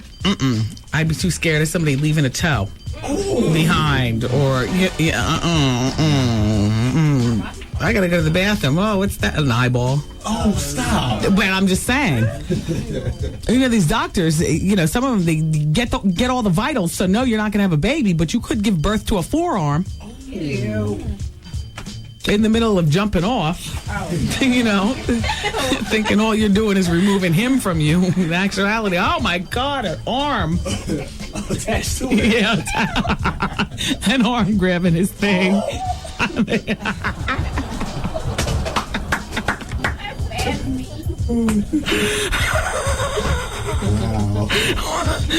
Yeah, Miss Gary, I just say go ahead with the baby. 3 months pregnant, you might as well go ahead to that mother. Here's the results of the WendyWilliamsExperience.com people poll from Friday, because I wasn't here yesterday to give the results. Do you believe in the death penalty? 80% of the audience who responded said yes, and 20% of the audience who responded said no. The new question on the Wendy Williams Experience website. Here's your people poll question. Now, you know that these are all yes-no questions. That's the way they're designed, and that's how it is. So now, yes or no? Did you lose your virginity before 15 years of age? I'm interested. Did you lose your virginity? Okay, let's start in the room. There's 6 people in here. Who lost their virginity? Girls, don't be nervous. This would be more sad than anything. Miss Wendy is not going to poke fun. Stephanie, welcome to the show. This is your first day. This is how we get down. Nobody be shy. Who in this room lost their virginity before they were 15? Nobody. How old are you, Art? 16, okay. Well, 15 is the cutoff point on the website. Yeah. So you can go to the WendyWilliamsExperience.com and answer that question, and I appreciate, I like to know more about you all. Dear Wendy, I'm a 35-year-old and I love my life. My wife happens to be 36. We've known each other for 21 years. For the past 7 years, we've just been friends. Excuse me. Not I love my life. The love of my life. All right, I'm a 35-year-old. This would be woman. The love of my life is a 36-year-old man. She can put man. We've known each other for 21 years. For the first 7 years of our relationship, we were just friends. I mean, I did attend his college prom and then the next year started dating someone else. However, we remained friends the entire time. I went to college, graduated, and came back to the area. Anyway, at 21 years old, so remember she's 35, but she's reflecting back. At 21, I was in no way looking for a serious relationship. He and I had hung out and we did get intimate, which I believe is part of the problem because we weren't committed. The loving was good though, and it still is to this day. Now, after all this time, he ended up with a son from some chick, and I'm now in school working on my master's. He is relocated to a warmer environment and wants me to move there. He says that he's ready to settle down and wants me in his life. I don't want to be some chick, but I want to tell him that if I move there, then I need commitment in the form of a ring and a wedding date. What do you think?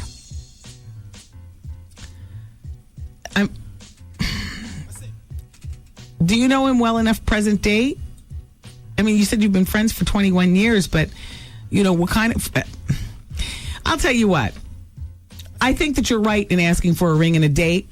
I don't know that sticking him up for it works.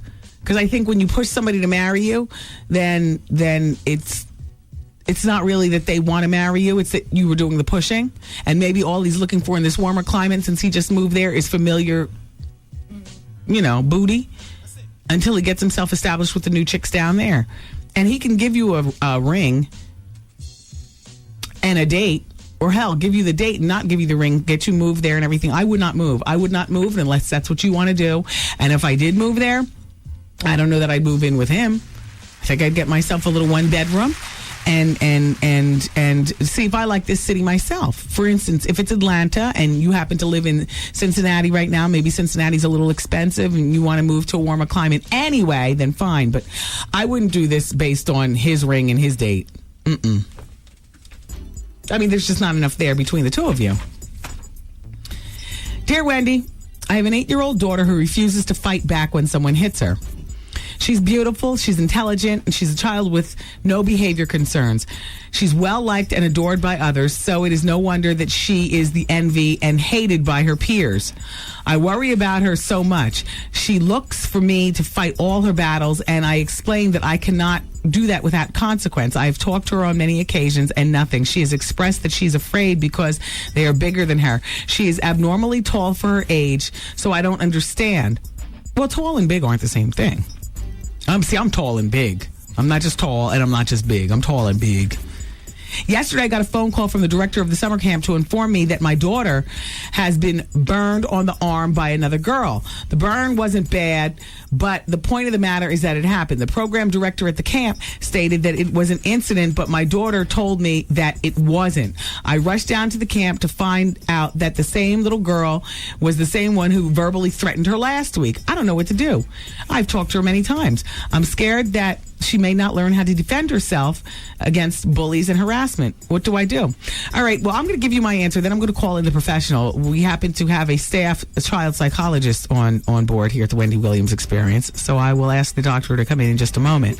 But what I would suggest you do is have a talk with this girl's parents.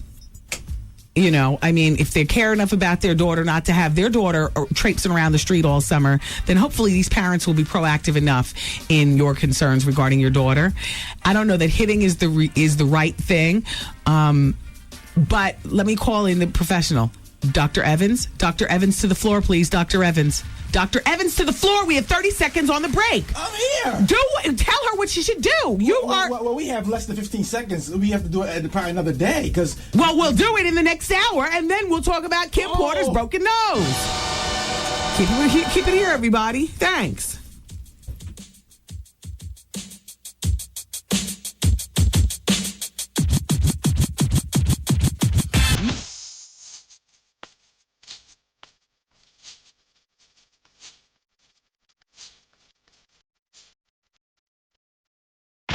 Wendy, man. I just passed the NYPD exam. Prior to this, I got a manslaughter case. I stabbed my mom's boyfriend because he beat her up. I'd like to know if I should just tell them up front that I did that. You're going to sound crazy. The Wendy Williams Experience.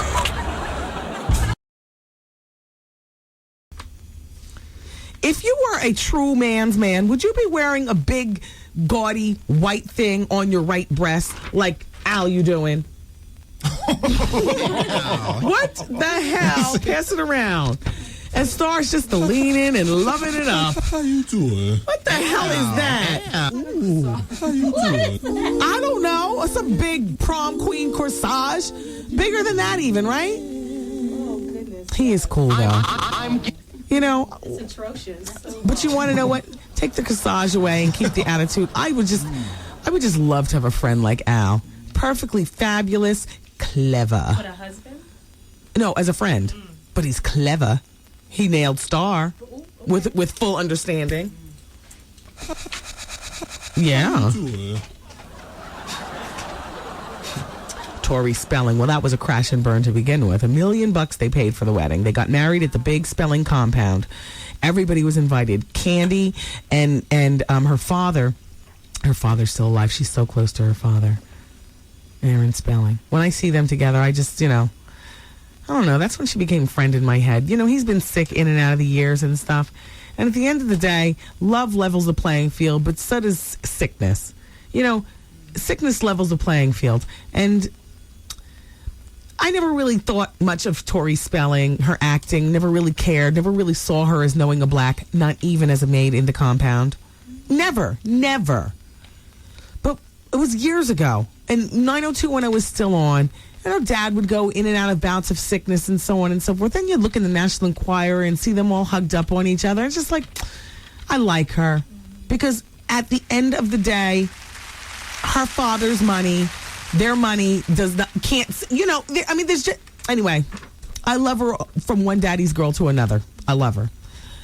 And so now she got married, and I know she was so happy that her father made it to be able to walk her down the aisle and everything. And I was even happy for her then, more on the morbid side, because that father's really old, you know what I mean? You can't tell me that, there's certain people listening right now, certain of you, that you're just hoping that, your parents can hang on. If you're blessed enough to have your parents in your life, can hang on long enough to watch you walk down the aisle. And then after that, God, if they can just live for me to have my first child. You know what I mean? Do you know what I mean? So I identify with her like that. So she is a friend in my head, Tori Spelling. So when she got married and her parents threw her the big wedding in July of 2004 at $1 million, just all like that. It was black tie, 350 people. The guests were a mix of 90210 plus Ed McMahon, Jackie Collins, Bob Newhart, and Don Rickles. Notice I didn't say a black person. There wasn't even a black server there. She's still a friend in my head. I mean, you put that thing over there, but she's a friend in the name of parents. You understand? Yeah. And so now she's 32 and he's 36. They've been separated since August, and the marriage lasted for nothing. Because I got to tell you something, even though they got married in July 2004, I don't know if you recall me saying here on this show, but it was late winter. She was being busted out all the time with a particular young man, and on a regular basis. And old man Spelling had to pull Tori aside and say, let me tell you something. You need to keep this under wraps, and you need to go home to your husband and make it work, But Daddy, and I could see her sitting in his lap, and, Daddy, woo, woo, woo, in my mind. This is in my mind with my friend in my head, Tori Spelling. Sitting in his lap and saying, but Daddy, it's just not working out. Well, you know what, Tori? You don't need to have things like that this splashed across the paper. Now, you decide whether you want it to work or not. Now, I hate to go along with stereotypes, but there's one thing when a man is cat daddying around. But people don't take too kindly to a cat mama. So that you figure out what is going on with it. But Daddy, okay, pussycat. The kiss on the forehead, and she gets back in her Austin Martin or whatever the hell she's driving, and goes home to her husband and tries to work it out. And it doesn't. And then 2 weeks later, she's seen out with the same guy, and all the magazines are all taking a picture and stuff. So you knew this was bound to happen. It's got to be weighing on her heart, though, at this point. she wants to please her father. She's like one of those type of girls. Damn, my daddy, mom, they saw me get married. They gave me this $1 million wedding. You know, I haven't been a success on TV in years. And I'm, heir to the spelling empire. I know all I can do is just drive around and look cute. But now girls in my position are really doing things. God, Nikki Hilton's got her super cool chick clothes that I hear that splabu Wendy Williams purchased at... Where'd I get it? Oh, cute. The chick clothes are cute. The Nikki Hilton. And then you got that damn Lizzie Grubman with her Grubman publicist company. Rich girls no longer just sit around and do nothing. I gotta do something. Oh my gosh, I haven't been on TV for years. And now my marriage, and I cheated, and my daddy knows, and I have no child to kind of distract him. And at this point, she's like, I'm a failure in my daddy's eyes.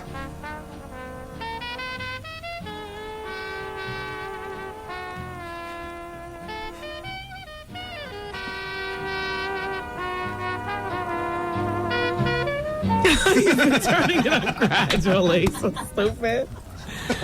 So stupid. But the top story of the day is something that I really haven't gotten more of a handle on. Let's talk about it. Andrea Kelly, the estranged wife of R&B singer R. Kelly, was granted an emergency order of protection against her husband earlier this month. Mrs. Kelly, mother of Kelly's 3 young children, Robert, John, and Jaya, asked the Cook County Court to prohibit the singer from physically abusing her. Damn. Harassment, stalking, and interfering with her personal liberty.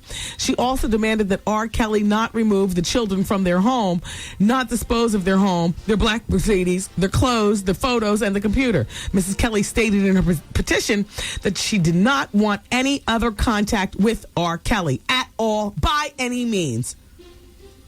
He whooped that behind. Allegedly, I'll bet. Whooped it good. Whooped it in the name of love. Right? That's cool what you say. Right, though? I was saying earlier, because Mrs. Kelly stays way in the back. And I'm sure, she's happy with getting paid because she came into his life as a background dancer. Oh, yeah, that's how she dropped and popped into his life as a background dancer. Done road work with him. You can't tell me on the road as a background dancer, the buzz has not gotten all the way down to the dancers that Kelly allegedly has this thing for young girls. Right? You can't tell me that. But here she is, wants to come up. Goes along with it anyway. Marries him. Births him 3 kids. Sits by through everything. The grown women, the young women, how you doing, and all like that. And lays in the cut. You never see her in photographs. I've seen her once, I think. Very average Jane. You wouldn't remember her. She could rob a bank and get away with it. Very nondescript. Like the worst kind of person you want to be. Nondescript. Just like blend. Unless that's what you want out of your life. Don't get me wrong. Unless that's what you want. I'm talking about in terms of, being a wife of an entertainer or something like that. I mean, not that you being descript is going to stop him from doing you wrong, but at the very least, it'll help you, get to your next situation. Don't keep it tight for the present man. You keep it tight for the next man. And your sanity getting out and going over to the next man. Nothing worse than hearing, I want a divorce. And you look down and can't see your toes. And you were able to see them in the beginning of the marriage. See what I'm saying? Anyway, so I don't know what to say more about that, except that Mrs. Kelly wants a divorce, and there's a book about to come out. And I'm getting Karen Hunter on it. Karen, I know you and I talked over the weekend about A, my book, and then B, Jonathan Plummer's book, Terry McMillan's husband. How you doing? But you got to get on this R. Kelly book. You got to get on Andrea and Kelly. All right, so I'll pass you the information. Why am I talking loud? Sorry, you are. I'm sorry. The white thing on Al is a magnolia in honor of... Oh, that's what they were wearing in honor of the Katrina survivors. Well, why wasn't... Give me the picture back. Why wasn't Star wearing it? Why does Miss Al have to be wearing the damn magnolia? He just wanted an excuse to wear corsage. Ooh, how you doing? Oh, she has hers in her hand. And he's wearing his on his breasts. I won't even say peck, Al. I'll just call it what it is. You are hot, though, Al. You zhuzh it up. If I was single, Wendy in the city, I'd want somebody like this to be my best friend, and we'd be going everywhere like just Jack and Wendy. Mm-hmm. You know what I mean? Mm-hmm. I would love this. The gay aura, the witty sophistication, I would need that in my life. Oh, gosh. He'd be my friend. Definitely. A close friend. He'd be like in the final four. At the end of the day, boom. There's Lisa, there's Al, my sister Wanda. Ain't Art kind of like that? In my final four? No, Art and I don't have that kind of relationship. Art doesn't know the difference between velvet and velveteen. Al does. He doesn't know the difference between a white rose and a Casablanca lily. And Al does. I mean, just please. Art plays the Queenie role, but really, if he was really authentic, he would know so much more. And he doesn't. Am I stereotyping? I don't mean to be. No, I don't mean to be. But when I did meet him, I thought that he was perfect material. He was driving a pink Hyundai. Yeah. I'm not lying. He was driving a pink Hyundai. Pink. And it wasn't a borrowed car. It was his car. Wow. And he was like real. Ooh. Yes, Miss Wendy. Right? Like it was a morning show. We were working in Philly and Art would get there. He was our dutiful intern, second career. So he's like, 25. He'd pull into the parking lot and I'd ask him to park his car in the space closest to the door because that damn Colby Kolb, that was, supposedly the head of the morning show, which is part of the reason why I had to leave because we weren't on the same plane in terms of career and whatnot. But he's a man, and I was working for a man who believes it's a man's world. So I used to hate it. So, I'd pull up to the radio station and want to get the space closest to the door because it was one floor station and the killer could be lurking any place. And Colby's behind would pull up to the station and always grab, the space at the door. And I was just like, and I asked him, I said, Colby, can I just please get the space at the door? I'm the only damn girl on the damn show. I'm the one popping that's making people, giving people a reason to wait and listen. So please. Just real vanilla he was. Pick a damn side. Have a damn opinion. I'm sorry. And so when Art started working at the show, he's fabulous. He'd pull up with that gray patch in his hair.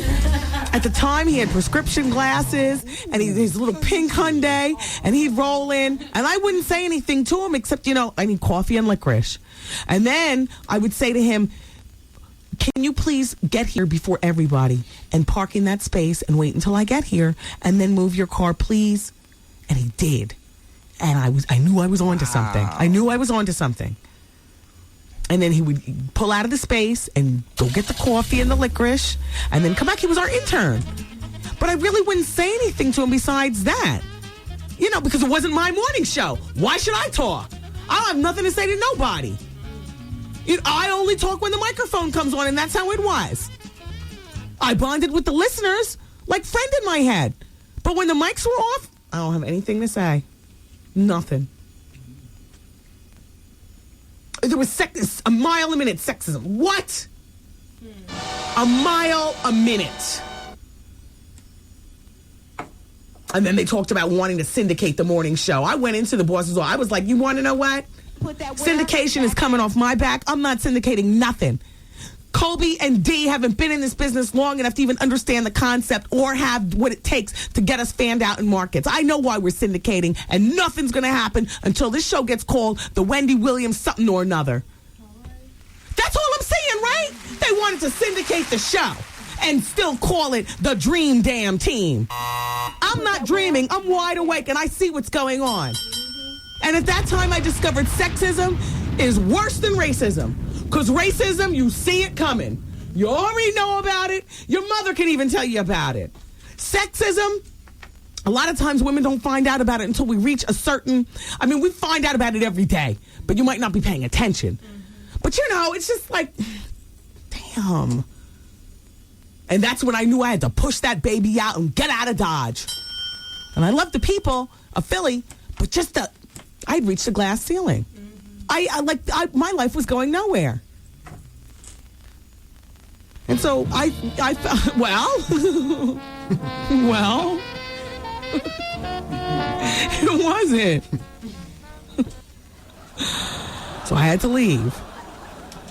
And I took Miss Art. I said, when I was plotting on my exit, because you know I'm a plotter before I'm an actual, execute. Some of you all just get fed up with your job, walk into your boss's office, kick the door in like Christy Love, 1977. Boom! I'm out! You know what I'm saying? You got no plan B. You got, and then other people are very, very smart with it. Shout out to you all. I was one of those. I'm a plotter, sitting at home, rocking the baby, figuring out first what I'm going to do with this weight, 103 pounds. What I'm going to do with this weight. All right, first let me figure out how to be a mother. And then I got my tummy tuck, started to get my swagger back. We got ourselves a nanny who's been riding the whole time. She helped me out a lot. My mom would be on the telephone constantly with the back and forth, helping me with that mother thing. You know what I'm saying? I was going to Bally's, just getting my swagger back, physically and everything. Finally, I said, what's your name again? He said, all right. I mean, like, we wouldn't say that much. Nothing. Not because he wasn't a nice guy, just because it wasn't my show. Like why talk? Because the first thing coming out of my mouth is, I just felt as though the venom was so much, I didn't want to spread that to interns. Interns should not be privy to that. Wendy Colby said, don't forget to bring in, da-da-da-da tomorrow. Well, you can tell Colby to put that, you know what I mean? Like, they're just, so I never said anything. So I said, Art, I got a few leads going on. I got something going on.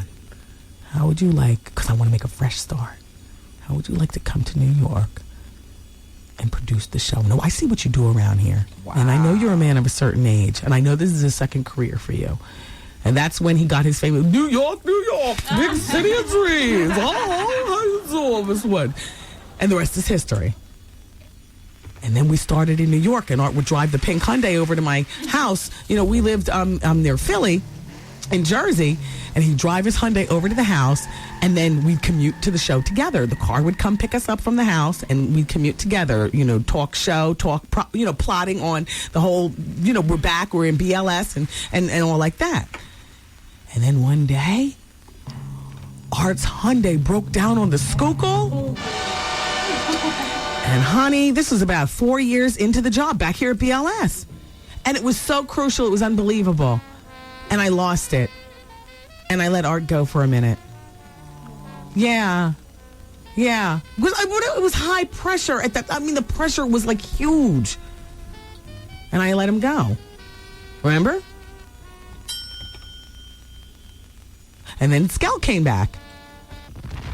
Yeah. And then something happened with Skell, and I had to ask Skell to go. I called up Artie, and he was sitting on the couch watching Oprah. And I said, come home to mama, if you will. Did you get rid of the car? You know what? This time around, I'm moving to New York, so that doesn't happen again. I was like, good deal. And ever since then, he's been... Ooh, how you doing? Turned out by New York. Artie in the city. That's my dude. That is my dude. We met under such strange circumstance, but he will never be an Al Jones. Reynolds. Whatever. I don't quite know what he is. Somebody just asked me over the weekend, is Art gay? I was like, I don't know. Quite frankly, it doesn't even matter. He is what he is. He's got his own column, and it works for me. It works. It works for me. Yeah. And look at him in there. Gray-haired, bad posture, hunched over the Google. What's he Googling? Feet? What you doing, Artie?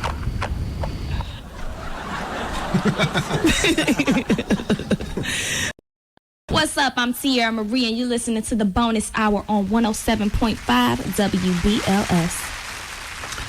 I had two people that I can't have on the show, and one that won't come to the show today. Not come today, but I found out today. Maya Angelou appreciates the invitation. She does have a new book out that she would love to promote. She knows that this would be a good vehicle, but she doesn't go above the 4th floor. Isn't that also a crazy joke, though, too? Well, you know, her car doesn't go above the 5th floor. Isn't that like one can short of a 6-pack? But no, really, she doesn't go above the 4th floor. Now, I don't know whether that's a New York thing. My booker, Lisa Payne, was telling me. I don't know whether that's a New York thing, like, 9/11, I don't want to travel, or the blackout, or whatever, or whether that's just a thing. But we're on the 41st floor. She doesn't go above the 4th floor. We could have had her in the Starbucks downstairs, though. I could have been in there with a microphone. Yeah. And then Mac 10, who I had to reject. He wants to come on the show and crow, but he doesn't want to talk about T-Boz. Well, what the hell? I mean, he's got a partial career, but the bigger picture is T-Boz and the allegations of him beating her down. And normally this would be a perfect place to come and set the story straight, but apparently she set it straight in the press already. We talked about it before. Mm-hmm. Wendy, dear, dear Wendy, I'm a woman of a certain age, 36, and for almost 2 years, I've been on and off with this 27-year-old man-child. At no point were we ever exclusive. We spend time together. We do what we do. We attend parties and functions together. But I have chosen to keep this friends with benefits relationship. Early on, he asked me for more of a commitment, but I declined. Remember, she's 36 and he's 27. 2 weeks ago over the phone, Wendy, he asked me for more of a commitment. We discussed it for a moment. I then changed the subject. Later that night, he came to my house and he spent the weekend. During our lovemaking, he asked me if he still had to pull out, and I looked at him and said, yes, of course. This fool decides to shoot off right inside of me. Now, Wendy, since I have known him for so long, I have been stupid enough to slay him without a condom for months. I own up to my share of the responsibility in this one. I'm doing okay for myself, Wendy. I own a truck and a home and hold down a full-time job. I go to school and I take good care of my 9-year-old son with no help from my ex-husband. My question to you is, now I might be pregnant. I feel as though I'm being trapped into a relationship that he wanted all along. If I am pregnant, Wendy, I don't think I can keep this baby. He says that he's happy because he doesn't have any kids and he knows that I'll be a good mother to his child. Like he planned it all along. I don't know what to do. Do you think I'm being trapped? How would you handle the situation? First of all, no man can trap a woman into being pregnant. Woman, why were you leaving up to the splash out method as your only mode of not being pregnant? Now, you are a 36-year-old with a 9-year-old son. You already called him a 27-year-old man-child. You know what it is. You were the lead. What should you do? Number one, you asked me what I would have done. Number one, I wouldn't have let anybody that I wasn't planning on getting pregnant by splash off on me without me having my own backup, i.e. the depot, the pill, and the sponge, not one at a time, all at the same time. Because damn it, I don't want to have a baby by you. Number two, if I was pregnant, men hate me now, women hate me now, understand it later. If I was pregnant by anybody that I knew damn well I didn't want a baby by, I wouldn't have told him. ... Wow. Wow. So now, you made your bed. Now lie in it. You and your jump off and your child and the new one. If you're pregnant, it could be nerves. Go take an EPT. Calm down. All right, you all. I love you dearly for listening. Don't forget to wake up bright and early tomorrow morning with the Steve Harvey Morning Show. Why do I put a little southern twang on that? Like, does he have songs that go like that? Yeah, he has a little promo that goes like that. I didn't hear any promos in the morning. I just heard the talk. Yeah. He does? Yeah. So we call things dope or hot. He calls things cold. Cold? Yeah, that's a cold song right there from Luther. Oh, yeah. Okay. That's a cold record. All right. Cold. Well, Champagne is in for Vaughn Harper next. Then who's in for champagne when champagne gets off? I don't know. It'll be your surprise at 10 o'clock. In the meantime, the Steve Harvey Morning Show is in the morning. And I love you for listening. Be here tomorrow, too, for the Wendy Williams Experience on 107.5 WBLS. Bye-bye.